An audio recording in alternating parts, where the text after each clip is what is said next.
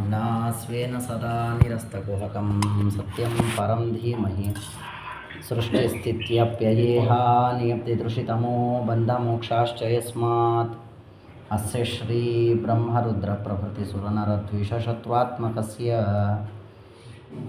विष्णोर्व्यस्ताः समस्ताः सकलगुणनिधिः सर्वदोषव्यपेतः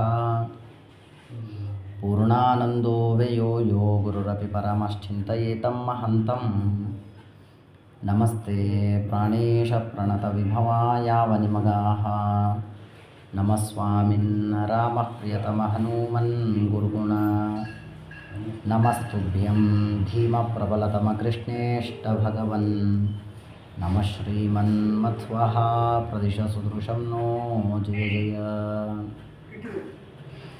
भवति यदनुभावात् एडमुकोऽपि वाग्मी जडमतिरपि जन्तुर्जायते प्राज्ञमौलिः सकलवचनचेतो देवता भारती सा मम वचसि निधत्तां सन्निधिं मानसे च चित्रैः पदैश्च गम्भीरैः वाक्यैर्मानैरखण्डितैः गुरुभावं व्यञ्जयन्ती भाति श्रीजयतीर्थवाक् वक्रतुण्डमहाकाय सूर्यकोटिसमप्रभ निर्विघ्नं कुरु मे देव सर्वकार्येषु सर्वदा पूज्याय राघवेन्द्राय सत्यधर्मरताय च भजतां कल्पवृक्षाय नमतां कामधेनवे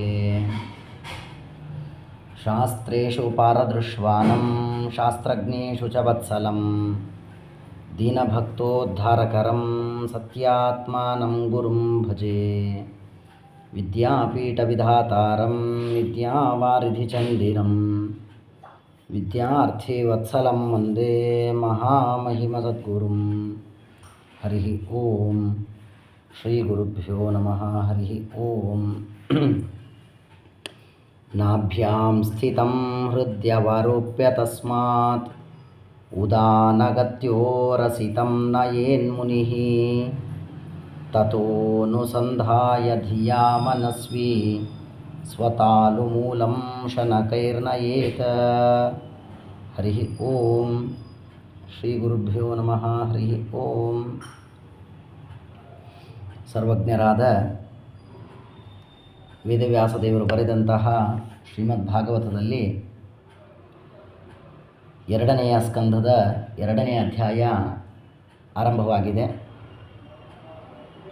ಈ 2ನೆಯ ಸ್ಕಂದದಲ್ಲಿ ಸೃಷ್ಟಿಯ ಅನೇಕ ವಿಷಯಗಳನ್ನೆಲ್ಲ ಹೇಳ್ತಾ ಇದ್ದಾರೆ. ನಾವೆಲ್ಲ ಕೇಳಿದ್ವಿ, ಇಂದ್ರಾದಿ ದೇವತೆಗಳೆಲ್ಲ ಹೇಗೆ ಹುಟ್ಟಿದ್ರು, ಲೋಕಗಳೆಲ್ಲ ಹೇಗೆ ಹುಟ್ಟಿದ್ವು. ಅದರಂತೆ ಇವತ್ತು ಪರೀಕ್ಷಿತ್ ರಾಜರು ಕೇಳ್ತಾರೆ, ಸ್ವಾಮಿ, ಜೀವ ಮರಣವನ್ನು ಹೊಂದುವಾಗ ದೇವಯಾನ ಪಿತೃಯಾನ ಎನ್ನುವುದಾಗಿ ಮಾರ್ಗಗಳಿದೆ, ಅವುಗಳ ಬಗ್ಗೆ ನಮಗೆ ತಿಳಿಸಿಕೊಡಿ. ಯಾವ ರೀತಿಯಿಂದ ಜೀವ ಮರಣವನ್ನು ಹೊಂದಿದರೆ ಯಾವ ಲೋಕವಾಗುತ್ತೆ ಅದರ ಬಗ್ಗೆ ನಮಗೆ ತಿಳಿಸಿಕೊಡಿ, ಲಯದ ಬಗ್ಗೆ ಚಿಂತನೆಯನ್ನು ಮಾಡಿಸ್ರಿ ಅಂತ ಪ್ರಶ್ನೆಯನ್ನು ಕೇಳಿದಾಗ, ಈಗ 2ನೇ ಸ್ಕಂದದ 2ನೇ ಅಧ್ಯಾಯದಲ್ಲಿ ಆ ಮಾತುಗಳನ್ನೆಲ್ಲ ವೇದವ್ಯಾಸ ದೇವರು ಹೇಳಿಕೊಡ್ತಾರೆ. ಬಹಳ ಸ್ವಲ್ಪ ಏನು ತಿಳಿಯಲ್ಲ, ಅಯ್ಯೋ ಏನು ಹಂಗೆ ಹಿಂಗಂತಾರೆ ಅಂತ ಅನಿಸುತ್ತೆ. ಆದರೂ ಅದನ್ನು ಕೇಳೋಣ, ಆದಷ್ಟು ಸಾವಕಾಶವಾಗಿ ಹೇಳುವ ಪ್ರಯತ್ನ ಮಾಡ್ತೀನಿ, ಆದಷ್ಟು ತಿಳಿಯುವ ಪ್ರಯತ್ನವನ್ನು ಮಾಡೋಣ. ಆರಂಭಿಸ್ತಾರೆ. ನಾಭ್ಯಾಂ ಸ್ಥಿತಂ ಹೃದ್ಯವರೋಪ್ಯ ತಸ್ಮಾತ್ ಉದಾನಗತ್ಯೋರಸಿತಂ ನಯೇನ್ಮುನಿ.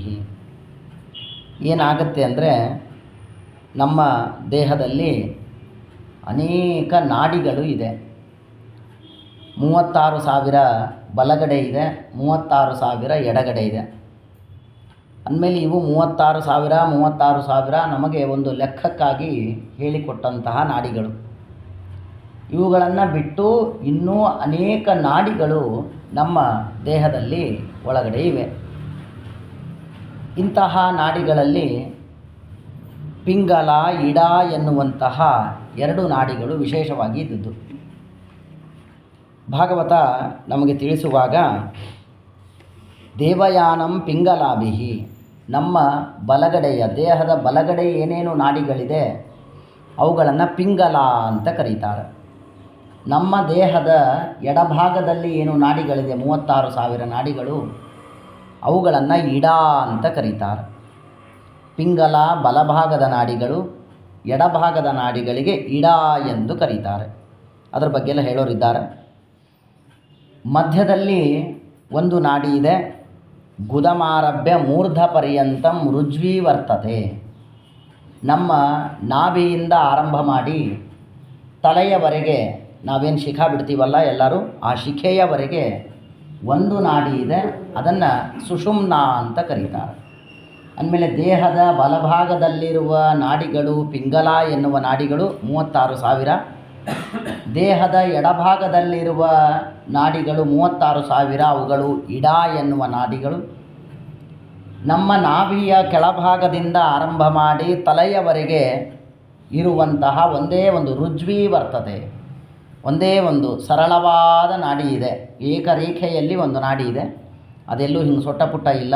ಅಂತಹ ನಾಡಿಗೆ ಸುಷುಮ್ನಾ ಎಂದು ಕರೀತಾರೆ. ಅದನ್ನೇ ಬ್ರಹ್ಮನಾಡಿ ಅಂತ ಕರೀತಾರೆ. ಎರಡು ಹೆಸರು ಅದಕ್ಕೆ, ಒಂದು ಬ್ರಹ್ಮನಾಡಿ, ಇನ್ನೊಂದು ಸುಷುಮ್ನಾ ನಾಡಿ ಎನ್ನುವುದಾಗಿ ಅದಕ್ಕೆ ಹೆಸರು, ಅನೇಕ ಹೆಸರು. ಈ ಬ್ರಹ್ಮನಾಡಿ ಏನಿದೆ ಸುಷುಮ್ನಾ ನಾಡಿ, ಈ ಸುಷುಮ್ನಾ ನಾಡಿಯ ಮಧ್ಯದಲ್ಲಿ ಅಲ್ಲಲ್ಲಿ ಅನೇಕ ಪದ್ಮಗಳು ಇದೆ. ಅಂದಮೇಲೆ ಇಡಾದಲ್ಲಾಗಲಿ ಪಿಂಗಲಾದಲ್ಲಾಗಲಿ ಯಾವ ಪದ್ಮಗಳಿಲ್ಲ. ಇದೇನು ಬ್ರಹ್ಮನಾಡಿ ಇದೆ, ಬ್ರಹ್ಮನಾಡಿ ಅಂದರೂ ಒಂದೇ, ಸುಷುಮ್ನಾ ನಾಡಿ ಅಂದರೂ ಒಂದೇ. ಇದೇನು ಬ್ರಹ್ಮನಾಡಿ ಇದೆ, ಸುಷುಮ್ನಾ ನಾಡಿ ಇದೆ, ಆ ನಾಭಿಯ ಕೆಳಭಾಗದಿಂದ ಆರಂಭವಾಗುವೇನು ಬ್ರಹ್ಮನಾಡಿಯೋ ಆ ಬ್ರಹ್ಮನಾಡಿ ತಲೆಯವರೆಗೆ ಏನಿದೆಯಲ್ಲ ಅಲ್ಲಿಯವರೆಗೆ ಮಧ್ಯದಲ್ಲಿ ಅನೇಕ ಕಮಲಗಳು, ಪದ್ಮಗಳು, ಬೇರೆ ಬೇರೆ ದಳಗಳಿಂದ ಕೂಡಿದ ಪದ್ಮಗಳು ಅಲ್ಲಲ್ಲಲ್ಲ ಇವೆ. ಮರಣವನ್ನು ಹೊಂದುವ ವ್ಯಕ್ತಿ ಹೇಗೆ ಮರಣವನ್ನು ಹೊಂದಬೇಕು ಅಂತ ಪ್ರಶ್ನೆ ಕೇಳಿದ್ದಾರೆ. ಹೇಗೆ ಮರಣ ಹೊಂದಿದರೆ ಉತ್ತಮವಾದದ್ದು ಅಂತ ಕೇಳಿದಾಗ ಅದಕ್ಕೆ ಉತ್ತರವನ್ನು ಕೊಡ್ತಾ ಇದ್ದಾರೆ. ಪ್ರಶ್ನೆ ನೆನಪಿರಲಿ ಅಂದರೆ ಇದು ಅರ್ಥ ಆಗುತ್ತೆ. ಜೀವನನ್ನು ಅವನು ಮೊದಲಿಗೆ ಹೃದಯದಲ್ಲಿ ನಮ್ಮ ಜೀವ ಇದ್ದಾನೆ. ಈಗೆಲ್ಲ ನಮ್ಮ ಜೀವ ಎಲ್ಲಿದ್ದಾನೆ? ಈಗ ಹೃದಯದಲ್ಲಿ ಇದ್ದಾನೆ. ಆ ಹೃದಯದಲ್ಲಿ ಇದ್ದ ಜೀವನನ್ನು ನಾಭ್ಯಾಂ ಸ್ಥಿತಂ ಹೃದಯ ಅವರೂಪ್ಯ, ಆ ಜೀವನನ್ನು ನಾಭ್ಯಾಂ, ಅವನನ್ನು ನಾಭಿಗೆ ತಂದು ಇಟ್ಕೊಳ್ಬೇಕು. ಅದೆಲ್ಲ ಇಟ್ಕೊಳ್ಳೋದು ಹೇಗೆ ಏನು ನಮಗೆಲ್ಲ ಸರಿಯಾಗಿ ಒಂದು ಮನೆ ಸ್ವಚ್ಛ ಇಟ್ಕೊಳ್ಳಿಕ್ಕೆ ಆಗೋದಿಲ್ಲ ಇವತ್ತಿನ ಕಾಲದೊಳಗೆ. ಅಂಥದ್ದನ್ನು ಆ ಜೀವನನ್ನು, ಹೃದಯದಲ್ಲಿದ್ದ ಜೀವನನ್ನು ನಾಭಿಯಲ್ಲಿ ತಂದು ನಿಲ್ಲಿಸ್ಬೇಕು ಮೊದಲಿಗೆ.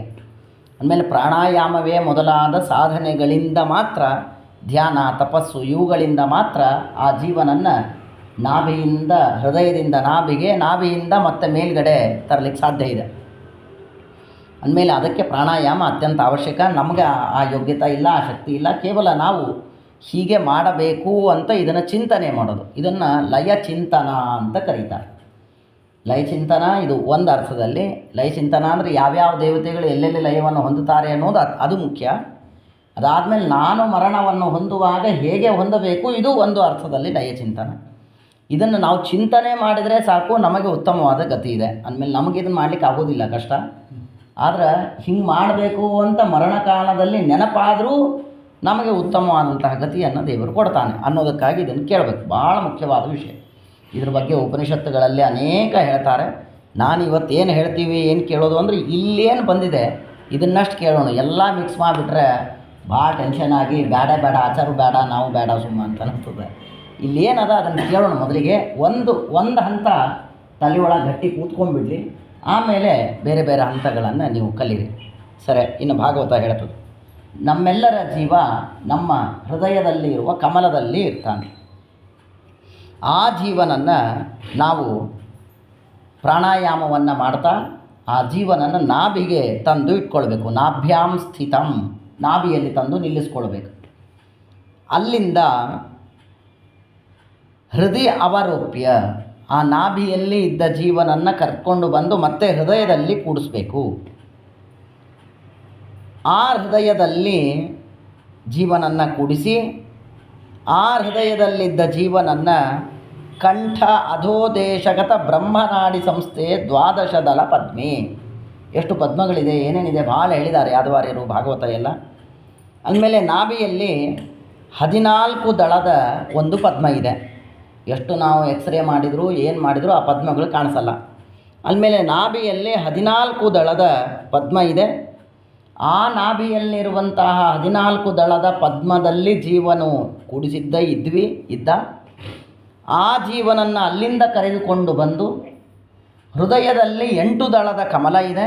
ಆ 8 ದಳದ ಕಮಲದಲ್ಲಿ ಜೀವನನ್ನು ಕೂಡಿಸ್ಬೇಕು. ಅಲ್ಲಿಂದ ಅವನನ್ನು ಮತ್ತೆ ಪ್ರಾಣಾಯಾಮದ ಮೂಲಕ ಕಂಠದಲ್ಲಿ ತರಬೇಕು. ಕಂಠ ಅಂದರೆ ಡೈರೆಕ್ಟ್ ಕಂಠದಲ್ಲೇ ಅಲ್ಲ, ಪರ್ಫೆಕ್ಟಾಗಿ ಕಂಠಕ್ಕಿಂತ ಒಂದು ಸ್ವಲ್ಪ ಕೆಳಗಡೆ ಈ ಭಾಗದಲ್ಲಿ ಒಂದು 12 ದಳದ ಕಮಲ ಇದೆ. ಕಂಠಕ್ಕಿಂತ ಒಂದು ಸ್ವಲ್ಪ ಕೆಳಗಡೆ 12 ದಳದ ಕಮಲ ಇದೆ. ಈ ಕಮಲದಲ್ಲಿ ಜೀವನನ್ನು ತಂದು ಕೂಡಿಸ್ಬೇಕು. ಅಂದಮೇಲೆ ಹೃದಯದಲ್ಲಿದ್ದ ಜೀವನನ್ನು 8 ದಳದ ಪದ್ಮದಲ್ಲಿ ಕೂತ ಜೀವನನ್ನು ಕಂಠದ ಒಂದು ಸ್ವಲ್ಪ ಕೆಳಗಡೆ 12 ದಳದ ಪದ್ಮ ಇದೆ, ಅಲ್ಲಿ ತಂದು ಜೀವನನ್ನು ಕೂಡಿಸ್ಬೇಕು. ಅಲ್ಲಿಂದ ಮತ್ತೆ ಪ್ರಾಣಾಯಾಮವನ್ನು ಮಾಡ್ತಾ ಆ ಜೀವನನ್ನು ತಥೋನುಸಂಧಾಯ ಧಿಯಾ ಮನಸ್ವಿ ಸ್ವತಾಲುಮೂಲಂ ಶನಕೈರ್ನಯೇತ. ಅವನನ್ನು ಅಲ್ಲಿಂದ ಕರೆದುಕೊಂಡು ಬಂದು ತಾಲು ಮೂಲ, ಏನು ನಮ್ಮ ಕಿರುನಾಲಿಗೆ ಇದೆ, ಈ ಕಿರುನಾಲಿಗೆ ತಾಲು ಅಂತ ಕರೀತಾರೆ. ಈ ತಾಲು ಮೂಲ ಇಂಥಲ್ಲಿ 2 ದಳದ ಕಮಲ ಇದೆ. ಇಂಥಲ್ಲಿ 2 ದಳದ ಕಮಲ ಇದೆ. ಅಂದಮೇಲೆ ಕಂಠಕ್ಕಿಂತ ಸ್ವಲ್ಪ ಕೆಳಗಡೆ 12 ದಳದ ಕಮಲ, ಕಂಠಕ್ಕಿಂತ ಒಂದು ಸ್ವಲ್ಪ ಮೇಲೆ ಕಿರುನಾಲಿಗೆಯ ಹತ್ತಿರ ಅಲ್ಲಿ 2 ದಳದ ಕಮಲ ಇದೆ. ಜೀವನನ್ನು ಅಲ್ಲಿಂದ ಕರೆದುಕೊಂಡು ಬಂದು ಆ ಕಂಠಕ್ಕಿಂತ ಒಂದು ಸ್ವಲ್ಪ ಮೇಲೆ ಇರುವ ಕಿರುನಾಲಿಗೆಯ ಹತ್ತಿರ ಇರುವ 2 ದಳದ ಕಮಲದಲ್ಲಿ ಕೂಡಿಸ್ಬೇಕು. ಎಷ್ಟು ವಿಚಿತ್ರ ನೋಡಿ. ಅಂದ್ರೆ ನಾವು ಎಷ್ಟು ಅಸ್ವತಂತ್ರರು ಎನ್ನುವುದು ಇದರಿಂದ ಗೊತ್ತಾಗ್ತದೆ. ಹೆಂಗೆ ಕೂಡಿಸೋದು, ಏನು ಮಾಡೋದು. ಒಂದು ಮಗುವನ್ನು ನಿಮ್ಮ ಮನೆಯೊಳಗೆ ಮೊಮ್ಮಕ್ಕಳು ಯಾರಾದರೂ ಇದ್ರೆ ಆ ಮೊಮ್ಮಗುವನ್ನು ಒಂದು ಕಡೆಗೆ ಒಂದು 5 ನಿಮಿಷ ಕೂಡಿಸ್ಲಿಕ್ಕೆ ಆಗಲ್ಲ. ನಮ್ಮ ಕಡೆಯಿಂದ ಓಡ್ತದ ತಿನ್ನಿಸ್ಲಿಕ್ಕೆ ಆಗಲ್ಲ, ಎಲ್ಲ ಅದು ಕೂಡಂಗಿಲ್ಲ ನಿಂತಲ್ಲಿ. ಅಂದಮೇಲೆ ಒಂದು 5 ನಿಮಿಷ ಒಂದು ಮೊಮ್ಮಗುವನ್ನು ಕೂಡಿಸ್ಲಿಕ್ಕೆ ಆಗಲ್ಲ ನಮ್ಮ ಕಡೆಯಿಂದ. ಅಂಥದ್ದು ಆ ಜೀವನನ್ನು ಈ ದಳದ ಕಮಲಗಳಲ್ಲೇ ಕೂಡಿಸ್ಬೇಕು ನಾವು. ಅಂದ್ರೆ ಎಷ್ಟು ನಮಗೆ ಸಿದ್ಧಿ ಬೇಕಲ್ವ. ಗಂಡಸರು ಯಾರಾದರೂ ಒಂದು ನಿಮ್ಮ ಮಗುವನ್ನು ಮೊಮ್ಮಗುವನ್ನು ನಿಮ್ಮ ಮನೆಯವ್ರ ಕೈಯಾಗೋ ನೀವು ಕೊಟ್ರಿ ಅಂದರೆ ನಡಿ, ನಮ್ಗೆ ಆಗಲ್ಲ, ನೀವು ಹೊರಗೆ ಹೋಗಿ ತೊಗೊಂಬ ಅಂತೇಳಿ ತರ್ತೀನಿ, ಇದನ್ನು ನೀನೇ ಇಟ್ಕೊ ಅಂತ.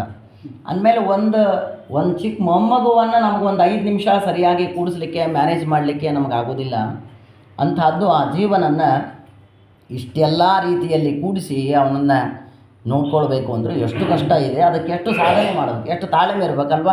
ಎಷ್ಟು ತಾಳ್ಮೆ, ಎಷ್ಟು ಜಪ, ಎಷ್ಟು ಪಾರಾಯಣ, ಎಷ್ಟು ಪ್ರಾಣಾಯಾಮ, ಎಷ್ಟು ಸಿದ್ಧಿ, ಇಷ್ಟೆಲ್ಲ ಇದ್ದರೆ ಸಾಧ್ಯದ. ಅಂದರೆ ನಾವು ಯಾವ ಹಂತಕ್ಕೆ ಹೋಗ್ಬೇಕು ವಿಚಾರ ಮಾಡಿರಿ. ಇನ್ನು ಅಂದರೆ ನಾವು ಯಾವ ಹಂತದಲ್ಲಿ ಇದ್ದೀವಿ ಈಗ. ಇದನ್ನು ಯಾಕೆ ಕೇಳೋದು ಅಂದ್ರೆ ನಾವೇನೇನೂ ಅಲ್ಲೇ ಅಲ್ಲ, ನಾವಿನ್ನೂ ಬೇಕಾದಷ್ಟು ಮಾಡೋದ ಅನ್ನೋದು ನಮಗೆ ಗೊತ್ತಾಗ್ಲಿಕ್ಕೆ ಇದನ್ನೆಲ್ಲ ಕೇಳೋದು ಹೊರತು ಇದನ್ನು ನಮ್ಮ ಮಾಡ್ಲಿಕ್ಕೆ ಆಗ್ತದೆ ಅಂತ ಕೇಳೋದು ಅಲ್ಲೇ ಅಲ್ಲ. ನಮಗೆ ಅಲ್ಲೇ ಅಲ್ಲ ಇದೆಲ್ಲ ಯಾರಿಗೆ ಅಪರೋಕ್ಷ ಜ್ಞಾನ ಆಗ್ಯದ, ಯಾರು ಚರ್ಮದೇಹದಲ್ಲಿದ್ದಾರೆ ಅಂತಹ ಜೀವರಾಶಿಗಳಿಗೆಲ್ಲ ಇದು ಸಾಧ್ಯ. ಇದು ನಮ್ಮಂತಹ ಜೀವರಾಶಿಗಳಿಗೆ ಸಾಧ್ಯ ಇಲ್ಲ.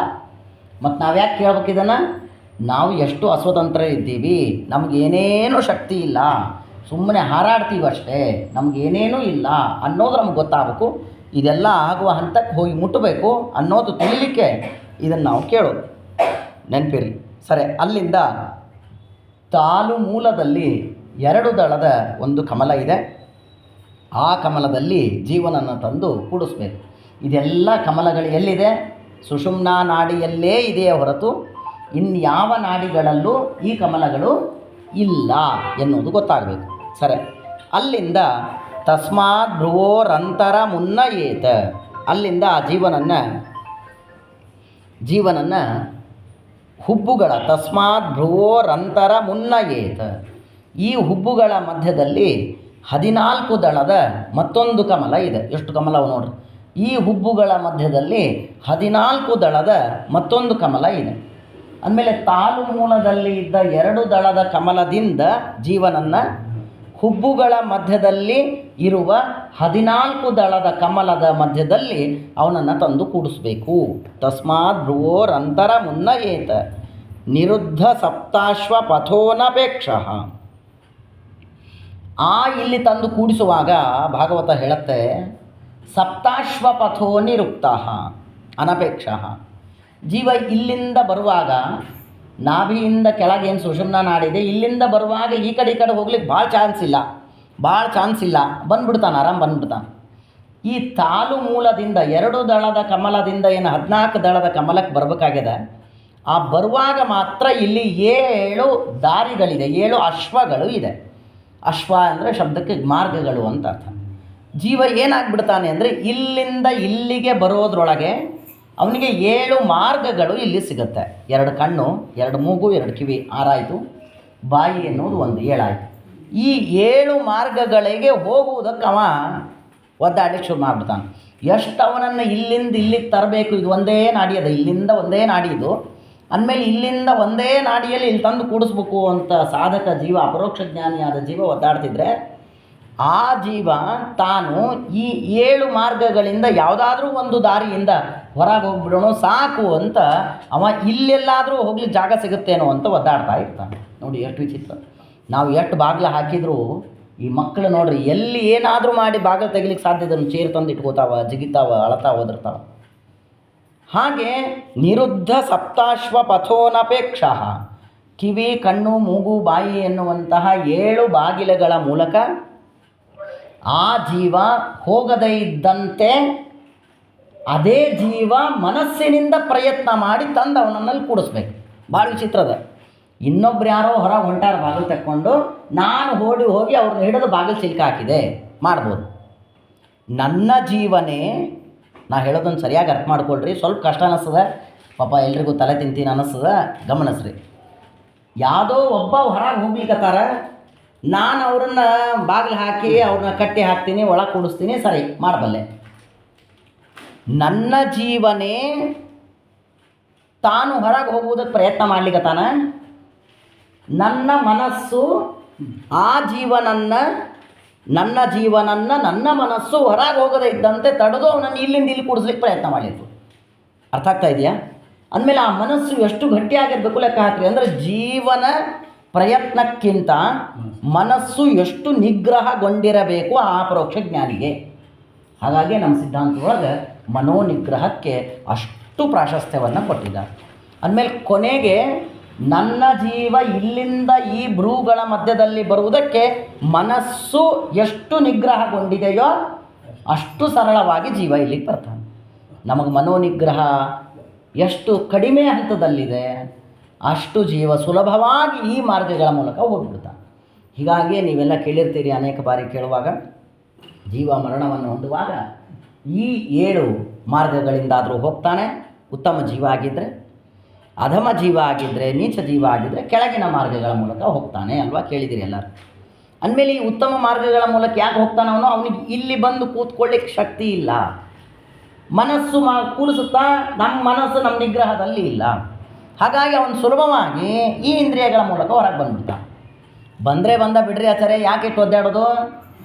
ಸುಷುಮ್ನಾ ನಾಡಿಯ ಮೂಲಕ ಇಲ್ಲಿಂದ ಹೊರಗೆ ಬಂದ್ರೇನೆ ಅವನು ಉತ್ತಮವಾದ ಲೋಕಗಳಿಗೆ ಹೋಗ್ತಾನೆ. ಯಾವ್ಯಾವ ಲೋಕ ಎಲ್ಲ ಹೇಳಿದ್ದಾರೆ, ಅಂತೂ ಉತ್ತಮವಾದ ಲೋಕಕ್ಕೆ ಹೋಗ್ತಾನೆ ಹೊರತು ಇಲ್ಲಿಂದ ಯಾವುದಾದ್ರೂ 7 ದಾರಿಗಳಿಂದ ಹೊರಗೆ ಬಂದರೆ ಮತ್ತೆ ಸಂಸಾರಕ್ಕೆ ಬರ್ಬೇಕು. ಇವನು ಅಪರೋಕ್ಷ ಜ್ಞಾನಿ, ಇವನಿಗೆ ಸಂಸಾರಕ್ಕೆ ಬರ್ಲಿಕ್ಕೆ ಮನಸ್ಸಿಲ್ಲ ಅಂದಮೇಲೆ ಇವನು ಉತ್ತಮ ಲೋಕಕ್ಕೆ ಹೋಗ್ಬೇಕು ಅಂತ ಒದ್ದಾಡ್ಲಿಕ್ಕತ್ತಾನ. ಅಂಥ ಜೀವ ಅವನು ಈ ದಾರಿಗಳಿಂದ ಹೊರಗೆ ಬಂದ ಎಂದರೆ ಮತ್ತವ ಸಂಸಾರಕ್ಕೆ ಬರಬೇಕಾಗ್ತದೆ ಅನ್ನೋದಕ್ಕೆ ಆ ಜೀವ ಇಲ್ಲಿಂದ ಹುಬ್ಬುಗಳ ಮಧ್ಯದಲ್ಲಿ ಬಂದು ಕುಳಿತುಕೊಳ್ಳಬೇಕು. ಕುಳಿತುಕೊಳ್ಬೇಕು ಯಾರು? ಅದೇ ಜೀವ. ಆದರೆ ಅದೇ ಜೀವನಿಗೆ ಈ ದ್ವಾರಗಳು ಕಂಡು ಕೂಡಲೇ ಬಾಗಿಲು ಕಣ್ತು ಅಂದರೆ ಸಾಕು, ಹೊರಗೆ ಹೋಗ್ಬೇಕು ಅಂತ ಇಚ್ಛೆ ಪಡ್ತಾನೆ. ಆಗ ಅವನದೇ ಮನಸ್ಸು ಅವನನ್ನು ಈ ಬಾಗಿಲುಗಳ ಮೂಲಕ ಹೋಗದೇ ಇದ್ದಂತೆ ತಡೆದು ಅವನನ್ನು ಇಲ್ಲಿ ತಂದು ಕೂಡಿಸಬೇಕು. ಎಷ್ಟು ಕಷ್ಟದ ನೋಡ್ರಿ ಅಲ್ಲ? ಆರಾಮ್ ನಾವು ಇಲ್ಲಿಂದ ಮೆಟ್ರೋ ಹಿಡ್ಕೊಂಡು ಆಚಾರ್ಯ ಇಲ್ಲಿಂದ ಮೆಟ್ರೋ ಸ್ಟೇಷನ್ಗೆ ಹೋಗ್ಬೇಕು, ಅಲ್ಲಿ ಮೆಟ್ರೋದೊಳಗೆ ರಶ್ ಒಳಗೆ ನಿಂತ್ಕೊಂಡು ತೂಗಾಡ್ಕೊಂಡು ಹೋಗಿ ಕೆಲಸ ಮಾಡಿ ತಿಂಗಳಿಗೆ ಇಷ್ಟು ಗಳಿಸ್ಕೊಂಡು ಬಂದ್ರೆ ಏನು ಉಳಿಯಲ್ಲ ಆಚಾರ್ಯ ಅಂತ ನಾವೇನಂತೀವಿ. ಅದಕ್ಕಿಂತಲೂ ಅನಂತಪಟ್ಟು ಕಷ್ಟ ಇದೆ ಜೀವನನ್ನು ಈ ರೀತಿಯಾಗಿ ಮಾರ್ಗದ ಮಧ್ಯದಲ್ಲಿ ಕರ್ಕೊಂಡು ಹೋಗಿ ಸುಷುಮ್ನಾ ನಾಡಿಯಿಂದ ಮತ್ತೆ ಮೋಕ್ಷಕ್ಕೆ ಹೋಗುವುದು. ಅಷ್ಟು ಕಷ್ಟ ಅದ ನೋಡ್ರಿ. ಆರಾಮಿದ್ದೀವಿ, ನಮ್ಗೆ ಏನೇನು ಚಿಂತೆ ಇಲ್ಲ.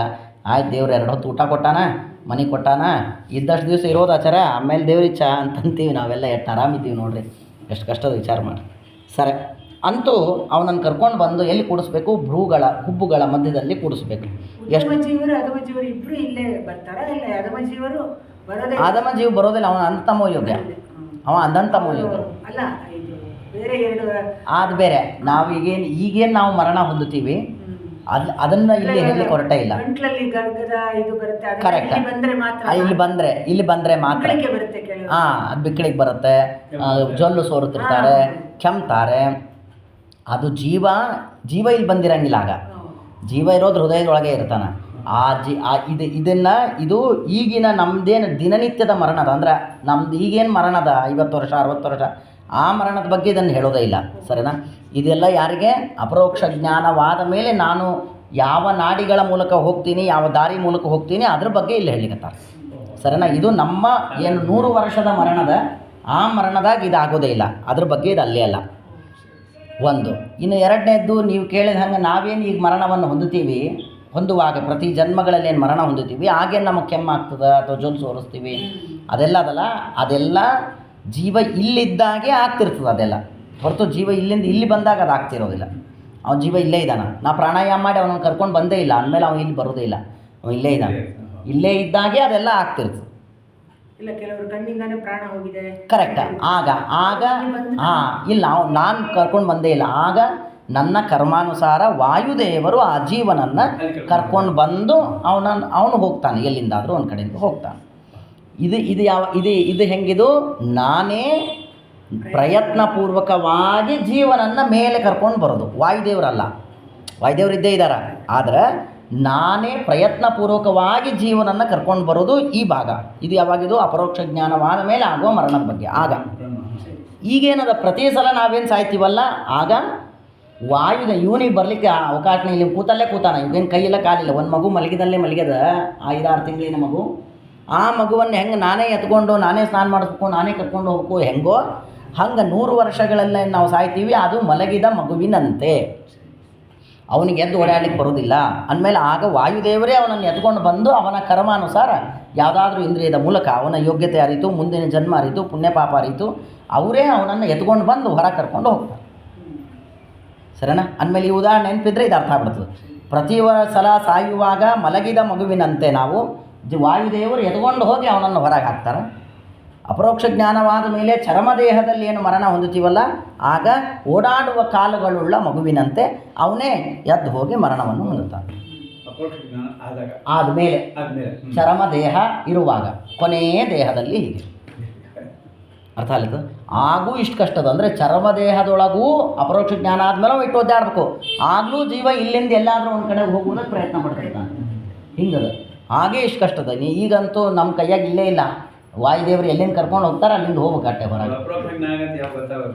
ಅದನ್ನು ನಮ್ಮ ಗುರುಗಳು ಬರ್ತಾರೆ. ಒಬ್ಬರು ಯೋಗ್ಯತೆಯನ್ನು ತಿಳಿದ, ನಮ್ಮ ಯೋಗ್ಯತೆಯನ್ನು ತಿಳಿದ ಒಬ್ಬ ಗುರುಗಳು ಬರ್ತಾರೆ. ನಮಗೆ ಬಂದು ಅವರು ಉಪದೇಶ ಮಾಡ್ತಾರೆ. ಆ ಉಪದೇಶ ಮಾಡಿದ ಮೇಲೆ ಅದನ್ನು ನಾನು ಧ್ಯಾನ ಮಾಡ್ತಾ ಕೊಡ್ಬೇಕು. ಆ ರೂಪವನ್ನು ಧ್ಯಾನ ಮಾಡ್ತಾ ಇರಬೇಕು. ಆಮೇಲೆ ನಂಗೆ ಅಪರೋಕ್ಷ ಜ್ಞಾನ ಆಗ್ತದೆ. ನನಗೆ ಅಪರೋಕ್ಷ ಜ್ಞಾನ ಆದದ್ದು ನನಗೆ ಗೊತ್ತಿರ್ತದೆ. ನಾನು ಅಪರೋಕ್ಷ ಜ್ಞಾನಿ ಅಂತ ನಂಗೆ ಗೊತ್ತಿರ್ತದೆ. ಹೌದು, ಅವಶ್ಯವಾಗಿ ನಂಗೆ ಗೊತ್ತಿರ್ತದೆ. ನನಗಿಂತ ಉತ್ತಮರಿಗೆ ಎಲ್ಲರಿಗೂ ಗೊತ್ತಿರ್ತದೆ. ನಾವು ಈ ಹಂತದೊಳಗೆ ಇರೋದೇ ಇಲ್ಲ. ಈಗ ಕಾಫಿ ಬಿಸಿ ಇಲ್ಲ ಅನ್ನೋ ಆಲೋಚನೆ ಬರೋದೇ ಇಲ್ಲ. ಮತ್ತು ಏನು ಹೀಗೆಲ್ಲ ಪಕ್ಕದ ಮನೆಯವರು ಸ್ಮೈಲ್ ಕೊಡಲಿಲ್ಲ, ಈ ಆಲೋಚನೆ, ಈ ಹಂತದೊಳಗೆ ನಾವು ಇರೋದೇ ಇಲ್ಲ. ಹಾಗೆಲ್ಲ ನಾವು ಅನಂತ ಉತ್ತಮವಾದ ಹಂತದಲ್ಲೇ ಇರ್ತೀವಿ. ಇದೆಲ್ಲ ಏನು ಅಲ್ಲೇ ಅಲ್ಲ, ಆಗಿಲ್ಲ ಹಿಂಗೆ. ಸರಿ, ಅಂತೂ ಜೀವ ಏನಾಗ್ತಾನೆ, ಮತ್ತು ಅವ ಈ 7 ದ್ವಾರಗಳನ್ನು ಮನಸ್ಸಿನಿಂದ ಮುಚ್ಚಿದಾಗ ಆ ಜೀವ ಎಲ್ಲೋ ಹೋಗಲಿ ಅಂತ ಒದ್ದಾಡ್ತಿರ್ತಾನೆ. ಅಂಥ ಜೀವನನ್ನು ಇವನು ಮನೋನಿಗ್ರಹ ಮಾಡಿದ್ದ. ಹಾಗಾಗಿ ಆ ಮನಸ್ಸಿನ ನಿಗ್ರಹದ ಪರಿಣಾಮದಿಂದಾಗಿ ಜೀವ ತಾಲುಗಳಲ್ಲಿ ಇದ್ದ 2 ದಳದ ಕಮಲದಿಂದ ಇದೇ ಸುಷುಮ್ನಾ ನಾಡಿಯಿಂದ ಬಂದು ಹುಬ್ಬುಗಳ ಮಧ್ಯದಲ್ಲಿ ಇದ್ದ 14 ದಳದ ಕಮಲದಲ್ಲಿ ಬಂದು ಕುಳಿತುಕೊಳ್ತಾನ. ನೆನಪಿರಲಿ, ಎಷ್ಟು ಕಟ್ಟದ ಇಲ್ದ ಬಾಗಿಲು ಸಿಕ್ಕರೆ ಸಾಕದು ಹೋಗ್ಬೇಕು ಅಂತ ಅನ್ಸಿ. ಹೀಗೆ ಅವನು ಬಂದು ಇಲ್ಲಿ ಕೂತ್ಕೊಂಡ ಮೇಲೆ ಸ್ಥಿತ್ವಾ ಮುಹೂರ್ತಾರ್ಧಂ ಅಕುಂಠ ದೃಷ್ಟಿ. ಅವನು ಅಲ್ಲಿಂದ ಬಂದು ಇಲ್ಲಿ ಕೂತ್ಕೊಂಡ ಮೇಲೆ ಸ್ಥಿತ್ವ, ಇಲ್ಲಿಂದ ಮತ್ತೆ ಜೀವ ಬಂದು ತಾನು ಮೂರ್ಧ, ಇಲ್ಲಿ ತಲೆಯ ಮೇಲೆ ಬಂದು ಕೂತ್ಕೊಳ್ತಾನೆ. ನಾವೇನು ಸಿಕ್ಕಾಬಿಟ್ಟಿರ್ತೀವಲ್ಲ, ಇಲ್ಲಿ ಅಣ್ಣೆತ್ತಿ ಅಂತ ಕರಿತೀವಿ ನಾವು. ನೀವೆಲ್ಲ ನಮ್ಮೂರೊಳಗೆಲ್ಲ ಅಣ್ಣೆತ್ತಿ ಅಂತ ಅಂತೀವಿ ನಾವು. ಈ ಭಾಗ ಅಂದಮೇಲೆ ಈ ಭಾಗದಲ್ಲಿ ಜೀವ ಬಂದು ಕೂತ್ಕೊಳ್ತಾನೆ. ಇಲ್ಲಿಂದ ಇಲ್ಲಿ ಬಂದು ಕೂತ್ಕೊಂಡ. ಇಷ್ಟು ಕೂತ್ಕೊಂಡಾದ ಮೇಲೆ ಅಲ್ಲಿ ಮುಹೂರ್ತಾರ್ಧಂ ಸ್ಥಿತ್ವ, ಅಲ್ಲಿ ಅರ್ಧ ಮುಹೂರ್ತ ಅಲ್ಲೇ ಕೂತಿರ್ತಾನೆ ಜೀವ. ಅಂದರೆ ಒಂದು ಮುಹೂರ್ತ ಅಂದರೆ 48 ನಿಮಿಷ, ಅರ್ಧ ಮುಹೂರ್ತ ಅಂದರೆ 24 ನಿಮಿಷ ಅಲ್ಲೇ ಕೂತು ತಾನು ದೇವರನ್ನು ಚಿಂತನೆ ಮಾಡ್ತಾ ಕೂತಿರ್ತಾನೆ. ಕೂತು ಇಲ್ಲಿ ಮತ್ತೆ 2 ದಳದ ಒಂದು ಕಮಲವಿದೆ, ಆ ಕಮಲದಲ್ಲಿ ಬಂದು ಕೂತ್ಕೊಳ್ತಾನೆ ಜೀವ.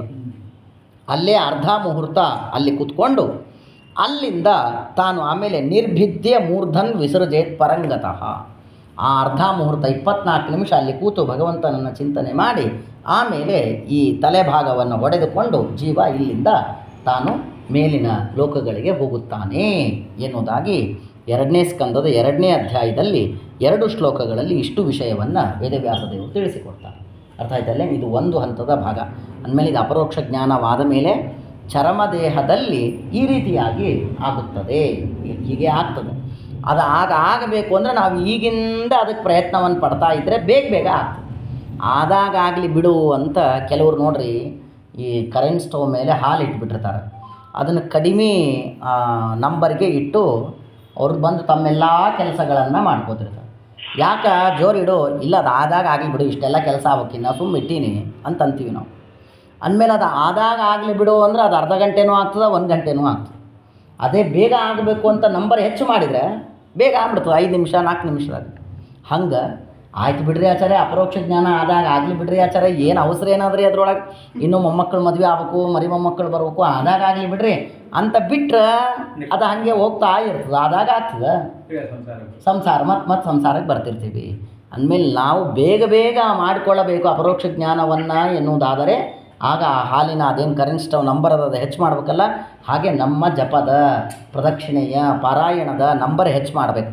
ಇನ್ನು ಎಲ್ಲರೂ ನೀವು 1 ಸಲ ವಿಷ್ಣು ಸಹಸ್ರನಾಮ ಅಂತಿದ್ರೆ 3 ಸಲ ಅನ್ಬೇಕು, 10 ಪ್ರದಕ್ಷಿಣೆ ಆಗ್ತಿದ್ರೆ 20 ಹಾಕಬೇಕು. ಹೀಗೆ ನಮ್ಮ ಸಾಧನೆಯ ನಂಬರ್ ಆದಂತೆ ನಮ್ಮ ಪುಣ್ಯ ಹೆಚ್ಚೆಚ್ಚು ಬೇಗ ಬೆಳೆದು ಅಪರೋಕ್ಷ ಜ್ಞಾನ ಬೇಗ ಆಗ್ತದೆ ಎನ್ನುವುದಾಗಿ ತಿಳ್ಕೊರಿ. ಇದು ಒಂದು. ಮತ್ತೊಂದು ಮಾತು ನಿಮ್ಗೆ ಹೇಳ್ತೀನಿ, ಪ್ರಸಂಗ ಬಂದದ್ದಕ್ಕೆ ಹೇಳ್ತೀನಿ. ಯಾವಾಗಾದ್ರೆ ಏನು ಆಚಾರ್ಯ, ಬ್ರಹ್ಮದೇವರು ಮೋಕ್ಷಕ್ಕೆ ಹೋಗ್ತಾರೆ, ನಾವು ಮೋಕ್ಷಕ್ಕೆ ಹೋಗ್ತೀವಿ, ಯಾವಾಗಾದರೂ ಹೋಗೋದೇ ಅಂತ ಆಯ್ತಲ್ಲ, ಅಂದಮೇಲೆ ಆರಾಮ ಹೋಗೋಣ, ಅವ್ರು ಯಾಕೆ ಅವಸರ ಯಾಕೆ ಪಡೋದು ಅಂತ ಸಾಮಾನ್ಯವಾಗಿ ಅನ್ನಿಸ್ತದೆ. ಹೋದ್ರೆ ಆಯ್ತು, ಯಾವಾಗ ಹೋದರೂ ಹೋಗ್ತೀವಿ, ಅದಿಲ್ಲೇನು ಕೊನೆಗೆ ಅವಸರ ಯಾಕ ಅಂತ ಪ್ರಶ್ನೆ. ಶ್ರೀಮದಾಚಾರ್ಯರು ನಮ್ಗೆ ತಿಳಿಸಿಕೊಡ್ತಾರೆ. ಅವಸರ ಯಾಕಪ್ಪ ಅಂದರೆ, ನೀವು ಮೋಕ್ಷಕ್ಕೆ ಎಷ್ಟು ಬೇಗ ಹೋಗ್ತೀರಿ ಅಷ್ಟು ಪರ್ಸೆಂಟೇಜಿನ ಹೆಚ್ಚಿನ ಸುಖವನ್ನು ನೀವು ಅನಂತ ಕಾಲದವರೆಗೆ ಅನುಭವಿಸ್ತೀರಿ. 1 ದಿವಸ ಅಲ್ಲ, 2 ದಿವಸ ಅಲ್ಲ, ಅನಂತ ಕಾಲದವರೆಗೆ ಅನುಭವಿಸ್ತೀರಿ. ನೀವು ಮೋಕ್ಷಕ್ಕೆ ಎಷ್ಟು ತಡವಾಗಿ ಹೋಗ್ತೀರಿ ಅನಂತ ಕಾಲದವರೆಗೆ ಅಷ್ಟು ಪರ್ಸೆಂಟೇಜಿನ ಸುಖ ಕಡಿಮೆ ಆಗ್ತಾ ಅದನ್ನೇ ಅನುಭವಿಸ್ತಿರ್ತೀರಿ. ಉದಾಹರಣೆಗೆ ನೀವು ಮತ್ತು ಬ್ರಹ್ಮದೇವರಿಗೆ ಇನ್ನೂ 50 ವರ್ಷ ಇದ್ದಾಗೆ ನೀವು ಹೋಗಿ ಅಲ್ಲಿ ಕೂತ್ಕೊಂಡ್ಬಿಟ್ರೆ ಮೋಕ್ಷದೊಳಗೆ ಅಷ್ಟು ಬ್ರಹ್ಮದೇವರು 50 ವರ್ಷದ ಸಾಧನೆಯನ್ನು ಮಾಡಿಕೊಂಡು ಅಷ್ಟು ಆನಂದವನ್ನು ಅನಂತ ಕಾಲದವರೆಗೆ ಅನುಭವಿಸ್ಬೋದು. ಬ್ರಹ್ಮದೇವರ ಮೋಕ್ಷಕ್ಕೆ ಹೋಲಿಕ್ಕಿನ್ನ 1 ನಿಮಿಷದ ಆಗ ನೀವು ಮೋಕ್ಷಕ್ಕೆ ಹೋದ್ರಿ ಅಂದ್ರೆ ಆಗ 1 ನಿಮಿಷದ ಸುಖ, ಇಷ್ಟು ಇಡೀ ಅನಂತ ಕಾಲದವರೆಗೆ ಎಷ್ಟು ಸುಖ ಇರ್ತದೆ ನಮಗೆ? 1 ನಿಮಿಷದ ಸುಖ ಮಾತ್ರ ಅನುಭವಿಸ್ತಾ ಇರಬೇಕು. ಅಂದಮೇಲೆ ಇಷ್ಟು ಸುಖನೂ ಮೋಕ್ಷದೊಳಗದ, ಇಷ್ಟು ಸುಖನೂ ಮೋಕ್ಷದೊಳಗದ. ಇಷ್ಟು ಸುಖ ಪಡಿಬೇಕಾ? ಹಾಗಾದರೆ ಆರಾಮ್ ಕೊಡೋಣ, ಏನು ಅವಸರ ಬೇಡ, ಆರಾಮ್ ಮಾಡೋಣ.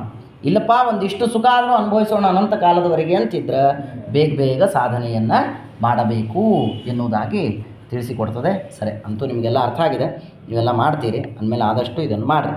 ಸರಿ, ಇದನ್ನು ಇಷ್ಟು ಹೇಳಿ ಇನ್ನು ಮತ್ತೊಂದು ಅದ್ಭುತವಾದ ಮಾತನ್ನು ಭಾಗವತ ನಮಗೆ ತಿಳಿಸಿಕೊಡ್ತದೆ. ಶ್ರೀಮದಾಚಾರ್ಯ ತಾತ್ಪರ್ಯದಲ್ಲಿ ಬರೀತಾರೆ, ಪ್ರಾಣಾಪಾನೌ ಇಡಾಯಾಂಚ ಪಿಂಗಲಾಯಾಂಚ ವರ್ತತಃ.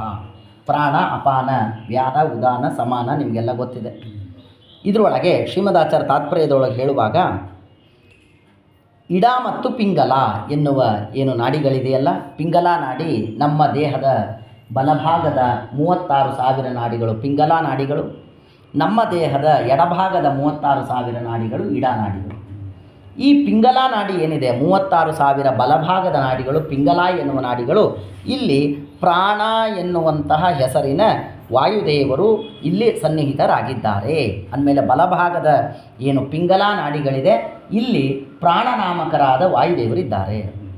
ಎಡಭಾಗದ ಏನು ಇಡಾ ನಾಮಕವಾದ ಏನು 36,000 ನಾಡಿಗಳಿದೆ ಅಲ್ಲಿ ಅಪಾನ ನಾಮಕರಾದ ವಾಯುದೇವರಿದ್ದಾರೆ. ಪ್ರಾಣ ಮತ್ತು ಅಪಾನ. ವ್ಯಾನ ಸಂಧಿಷು ಇನ್ನು ವ್ಯಾನನಾಮಕರಾದಂತಹ ಏನು ವಾಯುದೇವರಿದ್ದಾರೆ, ಈ ವಾಯುದೇವರು ಎಲ್ಲ ನಾಡಿಗಳ ಅಂದರೆ ಈ ಕಡೆ ಬಲಭಾಗದ್ದಿರಲಿ ಎಡಭಾಗದ್ದಿರಲಿ ಎಲ್ಲ ನಾಡಿಗಳ ಸಂಧಿಗಳಲ್ಲಿ ವ್ಯಾನನಾಮಕರಾದಂತಹ ವಾಯುದೇವರು ಇದ್ದಾರೆ. ಎಷ್ಟು ವಿಷಯ ಇದೆ ನೋಡಿ, ಎಷ್ಟು ವಿಷಯ ಇದೆ. ಇದೆಲ್ಲ ಹೇಳಲಿಕ್ಕೆ ಆಗೋದಿಲ್ಲ. ಯಾಕೆ ಆಗೋದಿಲ್ಲ? ಬೇಸರ ಬರ್ತದೆ, ಜನ ಮರುದಿವ್ಸ ಬರೋದಿಲ್ಲ ಅನ್ನೋದಕ್ಕೆ ಯಾರು ಹೇಳಲಿಕ್ಕೆ ಹೋಗಲ್ಲ. ನಾವು ಇನ್ನು ಇವತ್ತು ಬಂದರೆ ಇನ್ನೊಂದು ವಾರ ಆದರೂ ನಾವು ಬರೋಂಗಿಲ್ಲ ಅನ್ನೋದಕ್ಕೆ ಹೇಳಿರ್ತೀವಿ ಇಷ್ಟ. ಅಂದಮೇಲೆ ವ್ಯಾನನಾಮಕರಾದಂತಹ ವಾಯುದೇವರು ಎಲ್ಲಿದ್ದಾರೆ? ನಮ್ಮ ಏನು ಈ ಒಟ್ಟಾರೆ 36 72 ಸಾವಿರ ನಾಡಿಗಳ ಸಂಧಿ ಇರುತ್ತಲ್ಲ, ಒಂದು ನಾಡಿ ಹಿಂಗೆ ಹೋಗಿದೆ, ಇನ್ನೊಂದು ನಾಡಿ ಹಿಂಗೆಲ್ಲೋ ಬಂದದ, ಆ ಎರಡು ನಾಡಿಗಳು ಕೂಡುವ ಏನೋ ಒಂದು ಸಂಧಿ ಭಾಗ ಬರುತ್ತಲ್ಲ, ನೀವು ಅಂತಿರಲ್ಲ, ಇದು ಈ ಎರಡು ರೋಡ್ ಕೂಡಿದಾಗ ಅಲ್ಲೇನು ಸರ್ಕಲ್ ಆಗ್ತದಲ್ಲ, ಆ ಸರ್ಕಲ್ ಅದನ್ನು ಸಂಧಿ ಅಂತ ಇಟ್ಕೋರಿ. ಅಂದಮೇಲೆ ಆ ಸಂಧಿಯಲ್ಲಿ ವ್ಯಾನನಾಮಕರಾದಂತಹ ವಾಯುದೇವರಿದ್ದಾರೆ. ಪ್ರಾಣ, ಅಪಾನ, ವ್ಯಾನ. ಅರ್ಥ ಆಯಿತು? ಪ್ರಾಣ ಬಲಭಾಗದ 36,000, ಅಪಾನ ಅಂದರೆ ಎಡಭಾಗದ 36,000 ನಾಡಿಗಳಲ್ಲಿ, ವ್ಯಾನ ಎಲ್ಲ ಸಂಧಿಗಳಲ್ಲಿ ವ್ಯಾನರಿದ್ದಾರೆ. ಸರ್ವತ್ರ ಉದಾನ. ಇನ್ನು ಎಲ್ಲ ಇದು ಇಷ್ಟೊಂದಾದಮೇಲೆ ಇನ್ನು ಉದಾನನ ಪ್ರಾಣ, ಅಪಾನ, ವ್ಯಾನ, ಉದಾನ. ಉದಾನ ನಾಮಕರಾದ ವಾಯುದೇವರು ಸರ್ವತ್ರ ಎಲ್ಲ ನಾಡಿಗಳಲ್ಲಿಯೂ ಉದಾನ ನಾಮಕರಾದ ವಾಯುದೇವರಿದ್ದಾರೆ. ಅಂದ್ರೆ ಪ್ರಾಣರು ಬಲಭಾಗ, ಅಪಾನರು ಎಡಭಾಗ, ಸಂಧಿಗಳಲ್ಲಿ ವ್ಯಾನ, ಉದಾನರು ಎಡ ಬಲ ಸಂಧಿ ಎಲ್ಲದರಲ್ಲಿ ಉದಾನರಿದ್ದಾರೆ. ಇನ್ನು ಸಮಾನಸ್ತು ಬ್ರಹ್ಮನಾಡಿಗ ಸಮಂಚರತಿ. ಸಮಾನ ನಾಮಕರಾದ ವಾಯುದೇವರು ಬ್ರಹ್ಮನಾಡಿಯಲ್ಲಿ ಸುಷುಮ್ನಾ ನಾಡಿಯಲ್ಲಿ ಇದ್ದಾರೆ. ಹಾಗಾಗಿ ಈ 5 ರೂಪಿಯಾದ ಪ್ರಾಣ, ಅಪಾನ, ವ್ಯಾನ, ಉದಾನ ಸಮಾನ ನಾಮಕರಾದ ಏನು ವಾಯುದೇವರಿದ್ದಾರೆ, ತದಂತರ್ಯಾಮಿಯಾಗಿ ಏನು ದೇವರಿದ್ದಾನೆ, ಆ ದೇವರು ಹೀಗೆ ನಮ್ಮ ನಾಡಿಗಳಲ್ಲಿ ವ್ಯಾಪ್ತನಾಗಿ ಇದ್ದಾನೆ ಅಂತ ಶ್ರೀಮದಾಚಾರ್ಯರು ಭಾಗವತ ತಾತ್ಪರ್ಯದಲ್ಲಿ ನಮಗಿಲ್ಲಿ 2ನೇ ಸ್ಕಂದದಲ್ಲಿ ತಿಳಿಸಿಕೊಡ್ತಾ ಇದ್ದಾರೆ. ಅಂದಮೇಲೆ ಇನ್ನೊಂದು ಸಲ ನಿಮ್ಗೆ ನೆನಪುಳಿಲಿಕ್ಕೆ ಮತ್ತೊಮ್ಮೆ ರಿಪೀಟ್ ಮಾಡಿ ಮುಂದೆ ಹೋಗೋದಾದರೆ, ಪ್ರಾಣನಾಮಕರಾದ ವಾಯುದೇವರು ಬಲಭಾಗದ 36,000 ನಾಡಿಗಳಲ್ಲಿ, ಅಪಾನ ನಾಮಕರಾದ ವಾಯುದೇವರು ಎಡಭಾಗದ 36,000 ನಾಡಿಗಳಲ್ಲಿ, ವ್ಯಾನನಾಮಕರಾದ ವಾಯುದೇವರು ಸಂಧಿ ನಾಡಿಗಳಲ್ಲಿ ಅಂದರೆ ನಾಡಿಗಳಲ್ಲಿ ಸಂಧಿಯಾದಾಗ ಅವರಲ್ಲಿದ್ದಾರೆ. ಇನ್ನು ಉದಾನ ನಾಮಕರಾದಂತಹ ವಾಯುದೇವರು ತಾವು ಎಲ್ಲ ಕಡೆಗೆ ಇದ್ದಾರೆ. ಸಮಾನ ನಾಮಕರಾದಂತಹ ವಾಯುದೇವರು ಮತ್ತು ಬ್ರಹ್ಮನಾಡಿಯಲ್ಲಿ ಇದ್ದಾರೆ ಎನ್ನುವ ವಿಷಯವನ್ನು ಶ್ರೀಮದಾಚಾರ್ಯ ತಿಳಿಸಿಕೊಡ್ತಾರೆ. ಹೀಗಾಗಿಯೇ ಅಪಾನ ನಾಮಕರಾದ ವಾಯುದೇವರು ಎಡಭಾಗದಲ್ಲಿ ಇದ್ದಾರೆ ಅಲ್ವಾ? ಅಪಾನ ನಾಮಕರಾದ ವಾಯುದೇವರು ಎಲ್ಲಿದ್ದಾರೆ? ಎಡಭಾಗದ ನಾಡಿಗಳಲ್ಲಿ ಇದ್ದಾರೆ.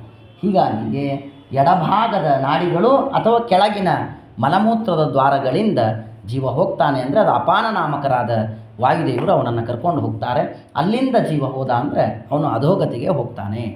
ಈ ಉತ್ತಮವಾದ ಮೇಲಿನ ದ್ವಾರಗಳಲ್ಲಿ ಪ್ರಾಣನಾಮಕರಾದ ವಾಯುದೇವರಿದ್ದಾರೆ. ಅಲ್ಲಿಂದ ಹೋದ ಅಂತಾದರೆ ಉತ್ತಮವಾದ ಗತಿಗೆ ಹೋಗ್ತಾನೆ ಎನ್ನುವುದಾಗಿ ಶ್ರೀಮದಾಚಾರ್ಯರು ನಮಗೆ ಅನೇಕ ಗರುಡ ಪುರಾಣ ಇತ್ಯಾದಿಗಳಲ್ಲಿ ತಿಳಿಸಿಕೊಡ್ತಾ ಇದ್ದಾರೆ. ಹೀಗೆಲ್ಲ ಅನೇಕ ಮಾತುಗಳನ್ನು ಭಾಗವತ ನಮಗೆ ತಿಳಿಸಿಕೊಡ್ತಾ ಇದೆ. ಇದಿಷ್ಟು ಒಂದು ಹಂತ. ಇದಿಷ್ಟಾದಮೇಲೆ ಇನ್ನು ಭಾಗವತ ಮತ್ತೊಂದು ಮಾತನ್ನು ಹೇಳುತ್ತೆ. ಯದಿ ಪ್ರಯಾಸ್ಯತ್ಯಥಪಾರಮೇಷ್ಟ್ಯಂ ವೈಹಾಯಸಾನಾಮುತಯದ್ವಿಹಾರಂ ಅಷ್ಟಾಧಿಪತ್ಯಂ ಗುಣಸನ್ನಿವಾಯೇ ಸಹೈವ ಗಚ್ಚೇನ್ ಮನಸೇಂದ್ರಿಯೈಶ್ಚ.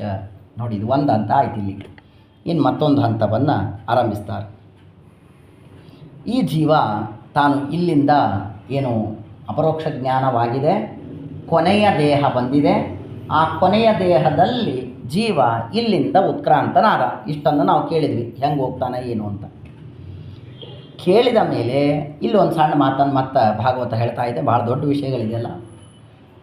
ಮರಣಕಾಲದಲ್ಲಿ ಜೀವ ಅಂದರೆ ಪ್ರಳಯ ಅಪರೋಕ್ಷ ಜ್ಞಾನವಾದ ಮೇಲಿನ ಚರ್ಮದೇಹ ಕೊನೆಯ ದೇಹ ಇದೆ.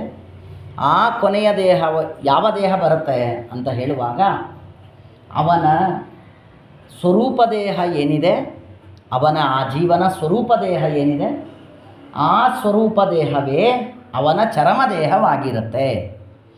ಉದಾಹರಣೆಗೆ ಜೀವನ ನಮ್ಮೆಲ್ಲರ ಈ ದೇಹ ಇದೆ. ಮೇಲೆ ನೋಡ್ಲಿಕ್ಕೆ ನನಗೆ ಮನುಷ್ಯನ ದೇಹ ಇದೆ, ಬ್ರಾಹ್ಮಣನ ದೇಹ ಇದೆ. ಆದರೆ ನಮ್ಮ ಸ್ವರೂಪ ದೇಹ, ನನ್ನ ಜೀವ ಅವನು ಯಾವುದಾದ್ರೂ ರೂಪದಲ್ಲಿ ಇರ್ಬೋದು. ಉದಾಹರಣೆ ಕಾಗೆ ಆಗಿರ್ಬೋದು, ಹಂದಿ ಆಗಿರ್ಬೋದು, ಸಿಂಹ ಆಗಿರ್ಬೋದು. ಅಂದಮೇಲೆ ನನ್ನ ಜೀವ ಯಾವುದಾದ್ರೂ ರೂಪದಲ್ಲಿ ಇರಬಹುದು. ನನ್ನ ಈ ದೇಹ ಮಾತ್ರ ಕರ್ಮಾನುಸಾರ ಬಂದಿತ್ತು. ಆ ಜೀವ ಏನಿದ್ದಾನೆ ಅವನು ಶಾಶ್ವತ, ಅವನು ಕರ್ಮಾನುಸಾರ ಬಂದ ದೇಹ ಅಲ್ಲದು. ಅದು ಅವನ ಸ್ವಾಭಾವಿಕವಾದ ದೇಹ. ಅದಕ್ಕೆ ಅದನ್ನು ಸ್ವರೂಪ ದೇಹ ಅಂತ ಕರೀತಾರೆ. ಅಂದಮೇಲೆ ಆ ಸ್ವರೂಪ ದೇಹ ಏನಿದೆ ಜೀವನ ಸ್ವರೂಪ ದೇಹ ಅಂದರೆ ಜೀವನ ದೇಹ ಏನಿದೆ, ನಿಜವಾದ ಜೀವನ, ಆ್ಯಕ್ಚುಲಿ ನಿಜವಾದ ಜೀವನ ದೇಹ ಏನಿದೆ ಅದು ಯಾವುದಾದ್ರೂ ಯೋನಿಯ ಜೀವನ ದೇಹ ಇರಬಹುದು. ಕರ್ಮಾನುಸಾರ ಈ ದೇಹ ಬಂದಿದೆ. ಈಗ ಏನು ಚರ್ಮದೇಹ ಇರ್ತದೆ, ಅಪರೋಕ್ಷ ಜ್ಞಾನವಾದ ಮೇಲೆ ಕೊನೆಯ ದೇಹ ಇರ್ತದೆ, ಆ ದೇಹ ಮಾತ್ರ ಅವನ ಏನು ಜೀವನ ದೇಹ ಇದೆ ಆ ದೇಹವೇ ಅವನಿಗೆ ಬರುತ್ತದೆ. ಅದರಿಂದಲೇ ಅವನು ಮೋಕ್ಷವನ್ನು ಹೊಂದಬೇಕು ಎನ್ನುವುದಾಗಿ ಶ್ರೀಮದಾಚಾರ್ಯರು ನಮಗೆ ತಿಳಿಸಿಕೊಡ್ತಾರೆ. ಈಗ ಉದಾಹರಣೆಗೆ ಗರುಡ ದೇವರಿದ್ದಾರೆ, ಶೇಷದೇವರಿದ್ದಾರೆ, ನೆನಪು ಮಾಡಲಿಕ್ಕೆ ಅವರಿಬ್ಬರ ತಗೊಳ್ಳೋದು. ಅಂದಮೇಲೆ ಶೇಷದೇವರ ರೂಪ, ಶೇಷದೇವರು ನಾವು ಬಲರಾಮ ದೇವರು ನೋಡಿದಾಗ ಏನು ಅನ್ನಿಸ್ತದೆ, ನಮ್ಮ ಹಂಗೆ ಎರಡು ಕೈ ಅದ ಎರಡು ಕಾಲದ ಅಂತ ಅಂತೀವಿ ನಾವು ಬಲರಾಮ ದೇವರು ನೋಡಿ. ಅದೇ ಶೇಷದೇವರನ್ನು ನೋಡಿದಾಗ ಶೇಷದೇವರು ನಮ್ಮ ಹಂಗೆ ಎರಡು ಕೈ ಎರಡು ಕಾಲು ಉಳ್ಳವರಿಲ್ಲ, ಏನಿದ್ದಾರೆ ಅವರು ಹಾವಿನ ದೇಹ ಉಳ್ಳವರಿದ್ದಾರೆ ಅಲ್ವಾ. ಹಾಗೆ ನನ್ನ ಸ್ವರೂಪ ದೇಹ ಹಾವಿರ್ಬೋದು ಶೇಷದೇವರಂತೆ, ಗರುಡ ದೇವರಂತೆ ಪಕ್ಷಿಯಾಗಿ ಇರಬಹುದು, ಗೊತ್ತಿಲ್ಲ. ಅಂದಮೇಲೆ ನನ್ನ ಜೀವ ಹೇಗಿದ್ದಾನೆ ಇದ್ದಾನೆ, ಕರ್ಮಾನುಸಾರ ಈ ದೇಹ ಬಂದಿದೆ. ಮೋಕ್ಷಕ್ಕೆ ಹೋಗುವಾಗ ಚರ್ಮದೇಹ ಅದು ಸ್ವರೂಪ ದೇಹವೇ ಆಗಿರುತ್ತದೆ ಎನ್ನುವುದಾಗಿ ಶಾಸ್ತ್ರ ತಿಳಿಸಿಕೊಡ್ತದೆ. ಇಷ್ಟೆಲ್ಲ ವಿಷಯ ಸರಿ. ಇನ್ನು ಈ ಜೀವ ಇವನು ತಾನು ಇಷ್ಟೆಲ್ಲ ದಾಟಿ ಇಷ್ಟೆಲ್ಲ ಬಂದು ಅಲ್ಲಿಂದ ಹೊರಗೆ ಬಂದು ಅವನು ಯದಿ ಪ್ರಯಾಸ್ಯತ್ಯಥ ಪಾರಮೇಷ್ಟ್ಯಂ, ಅವನು ಮತ್ತು ಅಲ್ಲಿಂದ ಪಾರಮೇಷ್ಠ್ಯಂ ತಾನು ಮೇಲೆ ಹೋಗಬೇಕು. ಬ್ರಹ್ಮಲೋಕಕ್ಕೆ ಹೋಗುವಾಗ ಏನೇನಾಗ್ತದೆ, ಯಾವ್ಯಾವ ಲೋಕಕ್ಕೆ ಹೋಗುವಾಗ ಏನೇನಾಗ್ತದೆ, ಎಷ್ಟೆಷ್ಟು ಸಾಧನೆ ಇರಬೇಕು ಅದನ್ನು ಹೇಳಲಿಕ್ಕೆ ಶುರು ಮಾಡ್ತಾರೆ. ಇಲ್ಲಿಂದ ಹೊರಗೆ ಬಂದ ಮೇಲೆ ಜೀವ ತಾನು ಬ್ರಹ್ಮದೇವರ ಲೋಕಕ್ಕೆ ಹೋಗಿ ಸೇರಬೇಕು. ಆ ಬ್ರಹ್ಮದೇವರ ಲೋಕಕ್ಕೆ ಹೋಗಿ ಸೇರುವಾಗ ಅಲ್ಲಿ ಜಡವಾದ ಮನಸ್ಸು, ಜಡವಾದ ಇಂದ್ರಿಯಗಳು ಅವನಿಗೆ ಇರುತ್ತವೆ. ಇದೇ ಜಡವಾದ ಮನಸ್ಸು ಜಡವಾದ ಇಂದ್ರಿಯಗಳಿಂದಲೇ ಜೀವ ಸತ್ಯಲೋಕದವರೆಗೆ ಮಹರ್ಜನಸ್ತಪೋ ಸತ್ಯಂ ಈ 4 ಲೋಕಗಳಲ್ಲಿ ಹೋಗಿ ಸೇರಿಕೊಡ್ತಾನೆ. ಹೊರತು ಜಡವಾದ ಇಂದ್ರಿಯಗಳನ್ನು ಇಲ್ಲೇ ಬಿಟ್ಟು ಹೋಗುವುದಿಲ್ಲ. ಹೇಗೆ ಮೋಕ್ಷದಲ್ಲಿ ಹೇಗೆ ಜಡವಾದ ಇಂದ್ರಿಯಗಳಿಲ್ಲ, ಹಾಗೆ ಇವನು ಜಡವಾದ ಇಂದ್ರಿಯಗಳನ್ನೆಲ್ಲ ಇಲ್ಲೇ ಬಿಟ್ಟು ಹೋಗೋದಿಲ್ಲ. ಅಂದಮೇಲೆ ಸುಷುಮ್ನಾ ನಾಡಿಯಿಂದ ಜೀವ ಹೋಗುವಾಗಲೂ ಅವನು ಜಡವಾದ ಇಂದ್ರಿಯಗಳಿಂದ ಕೂಡಿಕೊಂಡೇ ಹೋಗುತ್ತಾನೆ. ಮೋಕ್ಷಕ್ಕೆ ಹೋಗುವಾಗ ಮಾತ್ರ ಇಲ್ಲಿಂದ ಹೋಗಿ ಜಡವಾದ ಇಂದ್ರಿಯಗಳಿಂದ ಹೋಗಿ ಸತ್ಯಲೋಕವೋ ಜನೋಲೋಕವೋ ಮಹರ್ಲೋಕವೋ ತಪೋಲೋಕವೋ ಕುಳಿತುಕೊಳ್ತಾನೆ. ಅವನು ಕೂಡಿಸ್ತಾರೆ, ಅವನ್ನೆಲ್ಲಿ ಕೂಡಿಸ್ತಾರೆ. ಅಂದಮೇಲೆ ಸತ್ಯಲೋಕದವರೆಗೆ ಇರುವ ಜೀವರಿಗೆ ಎಲ್ಲರಿಗೂ ಏನಿದೆ, ಜಡವಾದ ಇಂದ್ರಿಯಗಳಿದೆ, ಜಡವಾದ ಮನಸ್ಸಿದೆ, ಈ ಜಡವಾದ ದೇಹವೇ ಇರ್ತದೆ. ಅಲ್ಲಿಂದ ಏನು ಬ್ರಹ್ಮದೇವರ ಜೊತೆಗೆ ಮೋಕ್ಷಕ್ಕೆ ಹೋಗ್ತಾರೆ, ಆಗ ಮಾತ್ರ ಜಡವಾದ ಇಂದ್ರಿಯಗಳನ್ನು ಬಿಟ್ಟು ಪಾಂಚಭೌತಿಕವಾದ ಈ ದೇಹವನ್ನು ಬಿಟ್ಟು ಹೋಗ್ತಾರೆ ಎನ್ನುವುದಾಗಿ ಮತ್ತೊಂದು ಮಾತನ್ನು ಭಾಗವತ ನಮಗೆ ತಿಳಿಸಿಕೊಡ್ತಾರೆ. ಅಂದಮೇಲೆ ಈ ಜಡವಾದ ಇಂದ್ರಿಯಗಳು ಸತ್ಯಲೋಕದವರೆಗೂ ನಮ್ಮ ಜೊತೆಗೆ ಬರೋದಿದೆ. ಅಂದಮೇಲೆ ಅಲ್ಲಿವರೆಗೆ ಉಳಿಸ್ಕೋಬೇಕು, ಇವನ್ನ ಎಷ್ಟು ರಕ್ಷಣೆ ಮಾಡಬೇಕು, ಎಷ್ಟು ಪುಣ್ಯ ಗಳಿಸ್ಬೇಕು. ಪುಣ್ಯ ಗಳಿಸಿದರೆ ಉಳಿತಾವೆ ಹೊರತು ಇಲ್ಲ ಅಂದರೆ ಉಳಿಯೋದಿಲ್ಲ, ಹಾಳಾಗಿ ಹೊರಡ್ತಾವೆ ಎನ್ನುವುದಾಗಿ ತಿಳಿಸ್ತಾ ಇದ್ದಾರೆ. ಸರಿ, ಇಷ್ಟ ಆಯಿತು. ಇನ್ನು ಇದು ಒಂದು.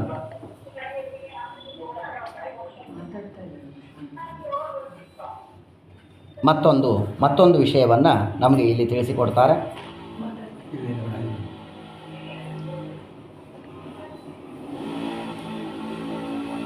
ಯೋಗೇಶ್ವರಾಣಾಂ ಗತಿಮಾಮನಂತಿ ಬಹಿಸ್ತ್ರಿಲೋಕ್ಯ ಪವನಾಂತರಾತ್ಮ ನ ಕರ್ಮಭಿಸ್ತಂ ಗತಿಮಾಪ್ನುವಂತಿ ವಿದ್ಯಾ ತಪೋ ಯೋಗ ಸಮಾಧಿ ಭಾಜಾಂ.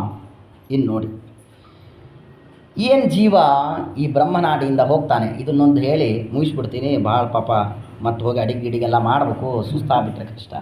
ಇದೊಂದು ಮಾತು ಹೇಳ್ತೀನಿ, ಚೆನ್ನಾಗಿದೆ, ನೆನಪಿರಲಿ ನೋಡಿ. ಮತ್ತೊಂದು ಮಾತು ಹೇಳ್ತಾರೆ, ಯೋಗೇಶ್ವರಾಣಾಂ ಗತಿಮಾಮನಂತಿ. ಈ ಜೀವ ಇಲ್ಲಿಂದ ಏನು ಹೋಗ್ತಾನಲ್ಲ, ಬ್ರಹ್ಮನಾಡಿಯಿಂದ ಉತ್ಕ್ರಾಂತನಾಗಿ ಜೀವ ಹೋಗ್ತಾನೆ. ಹೋಗುವಾಗ ಇದರಲ್ಲಿ 2 ವಿಧರಾದ ಜೀವರು ಹೀಗೆ ಉತ್ಕ್ರಾಂತರಾಗ್ತೀವಿ ನಾವೆಲ್ಲ. ಯಾರ್ಯಾರಪ್ಪ ಅಂದರೆ, ಒಬ್ಬರು ಪ್ರತೀಕಾಲಂಬನರು, ಮತ್ತೊಬ್ಬರು ಅಪ್ರತೀಕಾಲಂಬನರು ಎನ್ನುವುದಾಗಿ ಭಾಗವತ ನಮಗೆ ಹೇಳುತ್ತೆ. ಇಬ್ಬರಿಗೂ ಅಪರೋಕ್ಷ ಜ್ಞಾನ ಆಗಿದೆ. ಅಪರೋಕ್ಷ ಜ್ಞಾನವಾದವರೇ ಬ್ರಹ್ಮನಾಡಿಯಿಂದ ಇಲ್ಲಿವರೆಗೆ ಬಂದು ಹೋಗಲು ಸಾಧ್ಯ, ಉತ್ಕ್ರಾಂತರಾಗಲು ಸಾಧ್ಯ. ಅಪರೋಕ್ಷ ಜ್ಞಾನ ಯಾರಿಗಾಗಿಲ್ಲ ಅವರಿಗೆ ಹೀಗೆ ನಾವು ಮೊದಲೇ ಕೇಳಿದಂತೆ ಇಲ್ಲಿವರೆಗೆ ಬಂದು ಇಲ್ಲಿಂದ ಉತ್ಕ್ರಾಂತರಾಗಲಿಕ್ಕೆ ಸಾಧ್ಯ ಇಲ್ಲ. ಸರಿನಾ? ಅಂದಮೇಲೆ ಯಾರಿಗೆ ಅಪರೋಕ್ಷ ಜ್ಞಾನವಾಗಿದೆ ಅವರು ಮಾತ್ರ ಸುಷುಮ್ನ ಬ್ರಹ್ಮನಾಡಿಯ ಮೂಲಕ ಆಗಲು ಸಾಧ್ಯ ಆಗುತ್ತಾರೆ, ನಮ್ಮಂಥವ್ರಿಗೆ ಅಲ್ಲ. ಸರಿ, ಇಷ್ಟು ಒಂದು ವಿಷಯ ಕೇಳಿದ್ವಿ ನಾವು ಇಷ್ಟೊತ್ತು. ಇದ್ರ ಮುಂದಿನ ಹಂತವನ್ನು ಈಗ ಹೇಳ್ತಾರೆ. ಇನ್ನು ಯಾರು ಈ ಸುಷುಮ್ನ ನಾಡಿಯ ಮೂಲಕ ಬಂದು ಈ ಬ್ರಹ್ಮರಂಧ್ರ ಒಡೆದು ಇಲ್ಲಿಂದ ಮೇಲೆ ಬರ್ತಾರಲ್ಲ, ಅವರಲ್ಲಿ 2 ವಿಧರಾದ ಜೀವರಾಶಿಗಳಿರ್ತಾರೆ. ಒಬ್ಬರು ಪ್ರತೀಕಾಲಂಬನರು, ಮತ್ತೊಬ್ಬರು ಅಪ್ರತೀಕಾಲಂಬನರು ಎನ್ನುವುದಾಗಿ 2 ವಿಧರಾದ ಜೀವರಾಶಿಗಳಿದ್ದಾರೆ. ಯಾರ್ಯಾರಿದ್ದಾರೆ? ಒಬ್ಬರು ಪ್ರತೀಕಾಲಂಬನರು, ಮತ್ತೊಬ್ಬರು ಯಾರು? ಅಪ್ರತೀಕಾಲಂಬನರು. ಏನಪ್ಪ ಇದು ಪ್ರತೀಕಾಲಂಬನ ಅಪ್ರತೀಕಾಲಂಬನ ಅಂದರೆ ಏನರ್ಥ ನೋಡ್ರಿ. ಪ್ರತೀಕಾಲಂಬನರು ಎಂದರೆ ಪ್ರತೀಕ ಆಲಂಬನ ಅಂತ ಪದವಿಭಾಗ ಮಾಡಬೇಕು. ಪ್ರತೀಕ ಎಂದರೆ ಪ್ರತಿಮೆಗಳು ಅಂತ ಅರ್ಥ. ವಾಯುದೇವ್ರ ಪ್ರತಿಮಾ, ನರಸಿಂಹದೇವ್ರ ಪ್ರತಿಮಾ, ವೇದವ್ಯಾಸ ದೇವ್ರ ಪ್ರತಿಮಾ, ಅವೆಲ್ಲ ನಮ್ಮ ಮನೆಗೆ ಎಲ್ಲರ ಮನೆಯಾಗ ಪೂಜೆ ಮಾಡ್ತೀವಿ ನಾವು. ಅಂದಮೇಲೆ ಪ್ರತೀಕ ಎಂದರೆ ನಮ್ಮ ದೇವರ ಮನೆಯಲ್ಲಿ ಪೆಟ್ಟಿಗೆಯಲ್ಲಿರುವ ಪ್ರತಿಮೆಗಳಿಗೆ ಪ್ರತೀಕ ಅಂತ ಕರೀತಾರೆ. ಆ ಪ್ರತೀಕ ಪ್ರತಿಮೆ 2 ಒಂದೇ. ಆ ಪ್ರತೀಕಗಳಲ್ಲಿ ಮಾತ್ರ ಆಲಂಬನರು, ಆಶ್ರಯಿಸಿದವರು ನಾವು. ಅಂದರೆ ನಮಗೆ ಅಲ್ಲಿ ಕೂತಾಗ ಮಾತ್ರ ಆ ಪ್ರತಿಮೆಗಳನ್ನು ನೋಡಿದಾಗ ಮಾತ್ರ ದೇವರಿದ್ದಾನ, ದೇವರು ಎನ್ನುವ ಸ್ಮರಣೆ ಬರ್ತದೆ, ಭಕ್ತಿ ಬರ್ತದೆ. ನಮಗೆ ಇನ್ನೆಲ್ಲ ಕಡೆ ಗೋಡೆ ನೋಡಿದಾಗ ದೇವರು ಅಂತ ಭಕ್ತಿ ಬರೋದಿಲ್ಲ, ಕಂಬ ನೋಡಿದಾಗ ದೇವರು ಅಂತ ಭಕ್ತಿ ಬರೋದಿಲ್ಲ, ಆಚಾರ್ಯನ ಸ್ವಾಮಿಗಳನ್ನು ನೋಡಿದಾಗ ತದಂತರ್ಯಾಮಿಯಾಗಿ ದೇವರ ಸ್ಮರಣೆ ಬರೋದಿಲ್ಲ.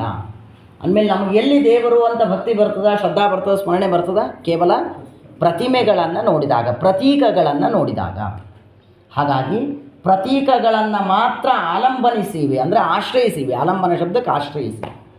ಅಂದಮೇಲೆ ಪ್ರತೀಕಗಳನ್ನು ಆಲಂಬಿಸಿದಾಗ, ಆಶ್ರಯಿಸಿದಾಗ ಮಾತ್ರ ನಮಗೆ ಭಕ್ತಿ ಬರ್ತದೆ. ಹಾಗಾಗಿ ನಮ್ಮನ್ನೆಲ್ಲ ಏನಂತ ಕರೀತಾರೆ? ಪ್ರತೀಕಾಲಂಬನರು ಅಂತ ಕರೀತಾರೆ. ನಾವು ಬೇರೆ ಕಡೆಗೆ ಭಕ್ತಿ ಬರೋದೇ ಇಲ್ಲ ಹಣದ್ದು. ನಾವು ಪ್ರತೀಕಾಲಂಬನರು. ದೇವತೆಗಳಿಗೆ ಅಪ್ರತೀಕಾಲಂಬನರು ಅಂತ ಕರೀತಾರೆ.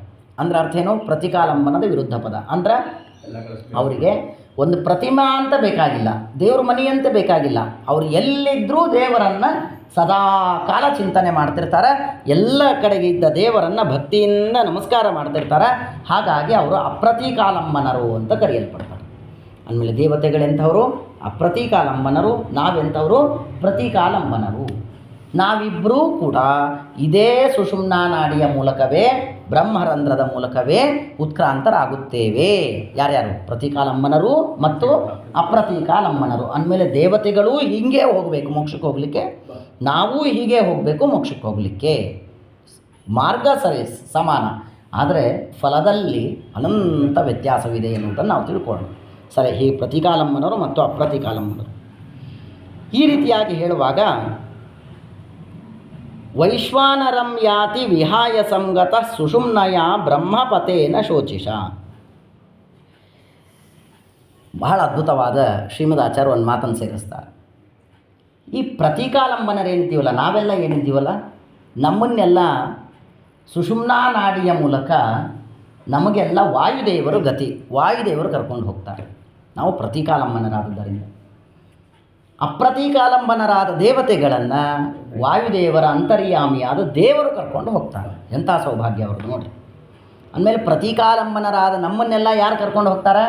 ವಾಯುದೇವರು. ಬರ್ರಿ ಬರ್ರಿ ಬರ್ರಿ ಅಂತೇಳಿ ಭಾಳ ಸಾಧನೆ ಆಗಿದೆ, ಚರ್ಮದೇ ಅದ. ಅಂದಮೇಲೆ ನಮ್ಮನ್ನು ಗೌರವದಿಂದ ಕರ್ಕೊಂಡು ಹೋಗ್ಬೇಕಲ್ಲಿನ.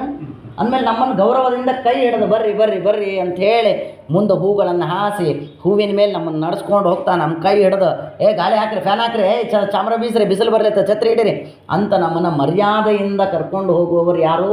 ನಮ್ಮನ್ನು ವಾಯುದೇವರು. ನಮಗೆ ವಾಯುದೇವರು ಬರೋದಾದ್ರೆ ಅಪ್ರತೀಕಾಲಂಬನರು ದೇವತೆಗಳು, ಎಲ್ಲ ಕಡೆಗೆ ದೇವರನ್ನು ಚಿಂತನೆ ಮಾಡುವವರು, ಸದಾಕಾಲ ದೇವರನ್ನು ಚಿಂತನೆ ಮಾಡುವರು.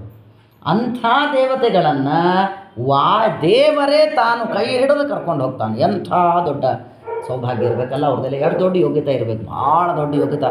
ನಾವೆಲ್ಲ ಊಹಾ ಮಾಡಲಿಕ್ಕೂ ಸಾಧ್ಯ ಇಲ್ಲ. ಅಂಥ ದೇವತೆಗಳನ್ನು ನಾವಿವತ್ತು ಡಿವೈಡ್ ಮಾಡ್ಕೊಂಡ್ಬಿಟ್ಟಿವಿ. ಶನಿದೇವರು ಭಾಳ ಕೆಟ್ಟವರು, ಅವ್ರು ಪೂಜೆ ಮಾಡಬೇಡ್ರಿ.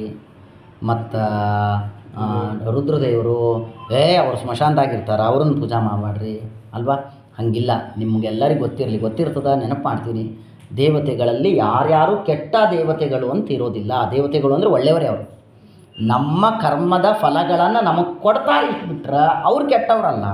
ತಾಯಿ ಮಗುವಿಗೆ ಔಷಧವನ್ನು ಕೊಡುತ್ತಾಳೆ. ಆ ಔಷಧ ತಿಂದ ಮಗು ಅಯ್ಯೋ ಬಾಯೆಲ್ಲ ಕಹಿ ಆಯಿತು ಅನ್ನತ್ತೆ, ಗಂಟ್ಲಲ್ಲಿ ಸಿಗಿಬಿದ್ದು ಕೆಮ್ಮುತ್ತೆ ಅಂದ ಮಾತ್ರಕ್ಕೆ ತಾಯಿ ಕೆಟ್ಟವಳ ಅಲ್ವಾ? ಹಾಗೆ ದೇವತೆಗಳು ನನ್ನ ಕರ್ಮಾನುಸಾರ ಫಲ ಕೊಡ್ತಾರೆ ಹೊರತು ಅವರು ಕೆಟ್ಟವರಲ್ಲ, ಶನಿದೇವರು ಕೆಟ್ಟವರಲ್ಲ ಎನ್ನುವುದು ನಮ್ಗೆ 100ಕ್ಕೆ 100ರಷ್ಟು ಗೊತ್ತಿರಬೇಕು. ಸರಿ ಇರಲಿ. ಅಂತೂ ಪ್ರತಿಕಾಲಂಬನ ಅಪ್ರತಿಕಾಲಂಬನರು ಎನ್ನುವುದಾಗಿ 2 ವಿಧ ಇದೆ. ಇದರಲ್ಲಿ ಹೀಗೆ ಪ್ರತಿಕಾಲಂಬನರು ಅಪ್ರತಿಕಾಲಂಬನರು ಅನೇಕ ಮಾತುಗಳನ್ನು ವೇದವಾರ್ಯರಲ್ಲೆಲ್ಲ ಟಿಪ್ಪಣಿಯೊಳಗೆ ಬರೆದಿದ್ದಾರೆ. ಒಂದೆರಡು ಮಾತನ್ನು ಕೇಳಿ ಮುಗಿಸ್ಬಿಡೋಣ. ಬಹಳ ಇದೆ. ಈ ಪ್ರತಿಕಾಲಂಬನರು ಅಪ್ರತಿಕಾಲಂಬನರು, ಈ ಪ್ರತಿಕಾಲಂಬನರೊಳಗೂ ಕೂಡ ಮತ್ತೆ 3 ವಿಧರಾಗಿ ಕರ್ಮವನ್ನು ತಿಳಿಸಿಕೊಡ್ತಾರೆ. ಒಂದು ಪ್ರತಿಕಾಲಂಬನರೊಳಗೂ 3 ಮಾತನ್ನು ಭಾಗವತ ನಮಗೆ ಹೇಳ್ತಾ ಇದೆ. ಉತ್ತಮ, ಮಧ್ಯಮ, ಅಧಮ ಎನ್ನುವುದಾಗಿ. ಇದರಲ್ಲೂ 3 ಜನ ಇದ್ದೀವಿ. ನಮ್ಮಲ್ಲೇ ಮತ್ತೆ 3 ಜನ ಇದ್ದೀವಿ. ನಾವು ಯಾವ ಗುಂಪೊಳಗೆ ಬರ್ತೀವಿ ಗೊತ್ತಿಲ್ಲ, ನಮ್ಮ ಯೋಗ್ಯತೆ ನಮಗೆ ಗೊತ್ತಿಲ್ಲ. ಇರಲಿ, ಅದರಲ್ಲೇ 3 ಜನರು ನಾವಿರ್ತೀವಿ. ಈ ನಾವೆಲ್ಲ ಏನಿದ್ದೀವಿ ಪ್ರತಿಕಾಲಂಬನರು. ಮೊದಲಿಗೆ 3 ಲೋಕಗಳನ್ನು ನಾವು ಹೊಂದಿರ್ತೀವಿ. ಭೂಹು, ಭುವಃ, ಸ್ವಃ. ಇಷ್ಟೇ 3 ಲೋಕದಲ್ಲೇ ಮೊದಲು ನಾವು ಒದ್ದಾಡ್ತಿರ್ತೀವಿ. ಭೂರ್ಲೋಕ ಇದು, ಭುವರ್ಲೋಕ ಅಂತರಿಕ್ಷ ಲೋಕ, ಸ್ವಹರ್ಲೋಕ ಸ್ವರ್ಗಲೋಕ. ಈ 3 ಲೋಕಗಳನ್ನು ಸಕಾಮ ಕರ್ಮಗಳನ್ನು ಮಾಡ್ತಾ ಇರುವ ಈಗ ನಾವು ಕೇವಲ ಇದೇ 3 ಲೋಕಗಳನ್ನು ತಿರುಗ್ತಾ ಇರ್ತೀವಿ. ಅಪರೋಕ್ಷ ಜ್ಞಾನವಾಗಿ ಚರ್ಮದೇಹದಿಂದ ಈ ದೇಹ ಹೋದ ಮೇಲೆ ಈ 3 ಲೋಕಗಳನ್ನು ದಾಟಿ ಮೇಲೆ ಹೋಗ್ತೀವಿ. ಅಂದರೆ ಸ್ವರ್ಗಲೋಕವಾದ ಮೇಲೆ ಇರುವ ಜನಃ, ತಪಃ, ಮಹಃ, ಸತ್ಯಂ ಈ 4 ಲೋಕಗಳಿಗೆ ಹೋಗಿ ನಾವು ಸೇರುತ್ತೇವೆ. ಇದು ಒಂದು. ಇನ್ನು ಈ ಏನು ಪ್ರತಿಕಾಲಂಬನರಿದ್ದೀವಿ ಇದರೊಳಗೆ ಮತ್ತೆ 2-3 ಭಾಗಗಳನ್ನು ಮಾಡ್ತಾರೆ. ಅಪಕ್ವ ಪ್ರತಿಕಾಲಂಬನರು, ಅಪಕ್ವತರ ಪ್ರತಿಕಾಲಂಬನರು, ಅಪಕ್ವತಮ ಪ್ರತಿಕಾಲಂಬನರು ಅಂತ ಇದರೊಳಗೆ 3 ಭಾಗದ. ಅಂದಮೇಲೆ ಅಪಕ್ವ ಅಂದ್ರೆ ಇನ್ನೂ ಕಾಯದ ಆದರೂ ಅವನಿಗೆ ಮೋಕ್ಷ ಕೊಟ್ಟಾರ, ಇದು ಅಪಕ್ವ. ಅರ್ಧ ಕಾಯದ ಅರ್ಧ ಹಣ್ಣಾಗ್ಯದ ಅವನಿಗೆ ಮೋಕ್ಷ ಕೊಡ್ತಾರೆ, ಇವ ಅಪಕ್ವತರ ಮಧ್ಯಮ. ಇವ ಅಪಕ್ವತಮ, ಇವನು ಹಣ್ಣಾಗ್ಯಾನ, ಇವನಿಗೆ ಮೋಕ್ಷ ಕೊಡ್ತಾರೆ. ಅಂದ್ರೆ ನಾವು ನಮ್ಮನ್ನು ದೇವ್ರು ಕರುಣಾ ಮಾಡಿ ನಡಿ ಸಾಕು ಮಾರಿ, ಎಷ್ಟು ಸಲ ಅಂತ ಓಡಾಡ್ತೀವಿ. ಟೀಚರ್ ಒಂದು 10 ಸಲ ಫೇಲ್ ಆಗಿದ್ದ ಅಂದ್ರೆ ನಡಿ ಮಾರ, ನಿನ್ನ ಮುಖ ನೋಡ್ಲಾರ ನೋಡಿ ಸಾಕಾಗಿದೆ, ನಡಿ ಪಾಸ್ ಮಾಡ್ತೀನಿ ನಡಿ ಅಂತ ಟೀಚರ್ ಹೆಂಗೆ ಮಾರ್ಕ್ಸ್ ಹಾಕಿ ಅವರೇ ಬರೆದು ಪಾಸ್ ಮಾಡ್ತಾರೋ ಹಂಗೆ ದೇವರು ನಾವು ಅಪಕ್ವರಾಗಿರ್ತೀವಿ. ಏನೇನೂ ಇರೋದಿಲ್ಲ, ಹಾಳಾದ ನಾವೆಲ್ಲ. ಅಂದಮೇಲೆ ನಮ್ಮ ಸ್ವಾಮಿಗಳು ಅಂಥವರು ಎಲ್ಲ ಪ್ರತಿಕಾಲಂಬನರಲ್ಲಿ ಉತ್ತಮರು, ನಾವೆಲ್ಲ ಪ್ರತಿಕಾಲಂಬನರಲ್ಲಿ ಅತ್ಯಂತ ಅಧಮರು. ಅಂದಮೇಲೆ ನಮ್ಮ ಸ್ವಾಮಿಗಳಂಥವರೆಲ್ಲ ಪ್ರತಿಕಾಲಂಬನರಲ್ಲಿ ಉತ್ತಮರು, ಅವ್ರನ್ನ ಕರ್ಕೊಂಡು ಹೋಗ್ಬಿಡ್ತಾನೆ. ನಮ್ಮ ಗುರುಗಳು ಅಂಥವರೆಲ್ಲ ಏನಿದ್ದಾರೆ ಅವರು ಪ್ರತಿಕಾಲಂಬನರಲ್ಲಿ ಮಧ್ಯಮರು, ಅವ್ರನ್ನೂ ಹೋಗ್ಬಿಡ್ತಾರೆ. ನಾವೆಲ್ಲ ಏನಿದ್ದೀವಲ್ಲ ನಮ್ಮನ್ನು ನೋಡಿ ನೋಡಿ ಸಾಕಾಗಿ ನಡಿ, ಎಷ್ಟು ಸಲ ನಿನ್ನ ಮುಖ ನೋಡಲಿ, ನಡಿ ಹೋಗಿ ಅಂಥೇಳಿ ಅವನೇ ಕೈ ಹಿಡದೆ ಎತ್ತಿ ಹೋಗಿಬೇಕು ಮೋಕ್ಷಕ್ಕೆ. ಹಿಂಗೆ ಪ್ರತಿಕಾಲಂಬನರಲ್ಲಿ 3 ವಿಧ: ಅಪಕ್ವ, ಅಪಕ್ವತರ, ಅಪಕ್ವತಮ. ಅಂದಮೇಲೆ ನಾವೆಲ್ಲ ಅಪಕ್ವತಮದಲ್ಲಿ ಸೇರುತ್ತೇವೆ, ಅತ್ಯಂತ ಕೆಳಗಿನ ಹಂತದಲ್ಲಿ ಇದ್ದೇವೆ. ಅಂದಮೇಲೆ ನಮಗಿಂತ ಕೆಳಗಿನ ಹಂತದಲ್ಲಿ ಇನ್ಯಾರೂ ಇಲ್ಲ, ಆ ಹಂತದಲ್ಲಿ ನಾವಿರ್ತೀವಿ. ಸ್ವಾಮಿಗಳೆಲ್ಲ ಅಪಕ್ವರಲ್ಲಿ ಬರ್ತಾರೆ, ದೊಡ್ಡ ದೊಡ್ಡ ಗುರುಗಳೆಲ್ಲ ಜ್ಞಾನಿಗಳೆಲ್ಲ ಅಪಕ್ವ ತರದಲ್ಲಿ ಬರ್ತಾರೆ, ನಾವೆಲ್ಲ ಅಪಕ್ವತಮದಲ್ಲಿ ಬರುತ್ತೇವೆ. ಅಂದಮೇಲೆ ನಮಗೆಲ್ಲ ನೋಡಲಾರ್ದ ನಡಿಯಿನ್ನ ಅಂತ ಹೇಳಿ ಎತ್ತಿ ಒಗೆಯುವ ಹಂತದಲ್ಲಿ ನಾವೆಲ್ಲ ಇರುತ್ತೇವೆ. ಅರ್ಥ ಆಗಲಿಲ್ಲ? ಇಷ್ಟೆಲ್ಲ ವಿಷಯಗಳನ್ನು ಭಾಗವತ 2ನೇ ಸ್ಕಂದ 2ನೇ ಅಧ್ಯಾಯ ನಮ್ಗೆ ಹೇಳ್ತಾ ಇದೆ. ಭಾಳ ಕಷ್ಟ, ಇದೆಲ್ಲ ಬೇಸರ ಬರ್ತದೆ, ಕೇಳಲಿಕ್ಕೆ ಆಗೋದಿಲ್ಲ. ಆಚಾರ ಮನೆ ಜಗಳಾಡಿ ಬಂದಾರ ಅನ್ನಿಸ್ತು, ಆ ಸಿಟ್ಟಿಲ್ಲಿ ಹಾಕ್ಲಿಕ್ಕತ್ತಾರ ಅನ್ನಿಸ್ತು, ಹಿಂಗೆ ಏನೇನೋ ಆಗ್ತದೆ.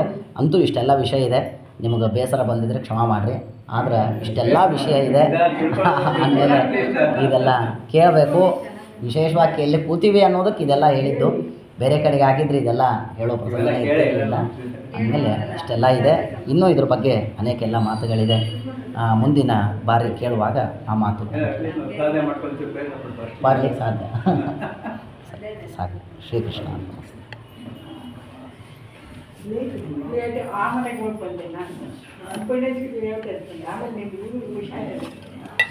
ಮಂತ್ರಾಕ್ಷತೆ. ಇಲ್ಲ ನೀವು ಕಾಲ್ ಗಂಟೆ ಮುಂಚೆ ಇರ್ತೀರ.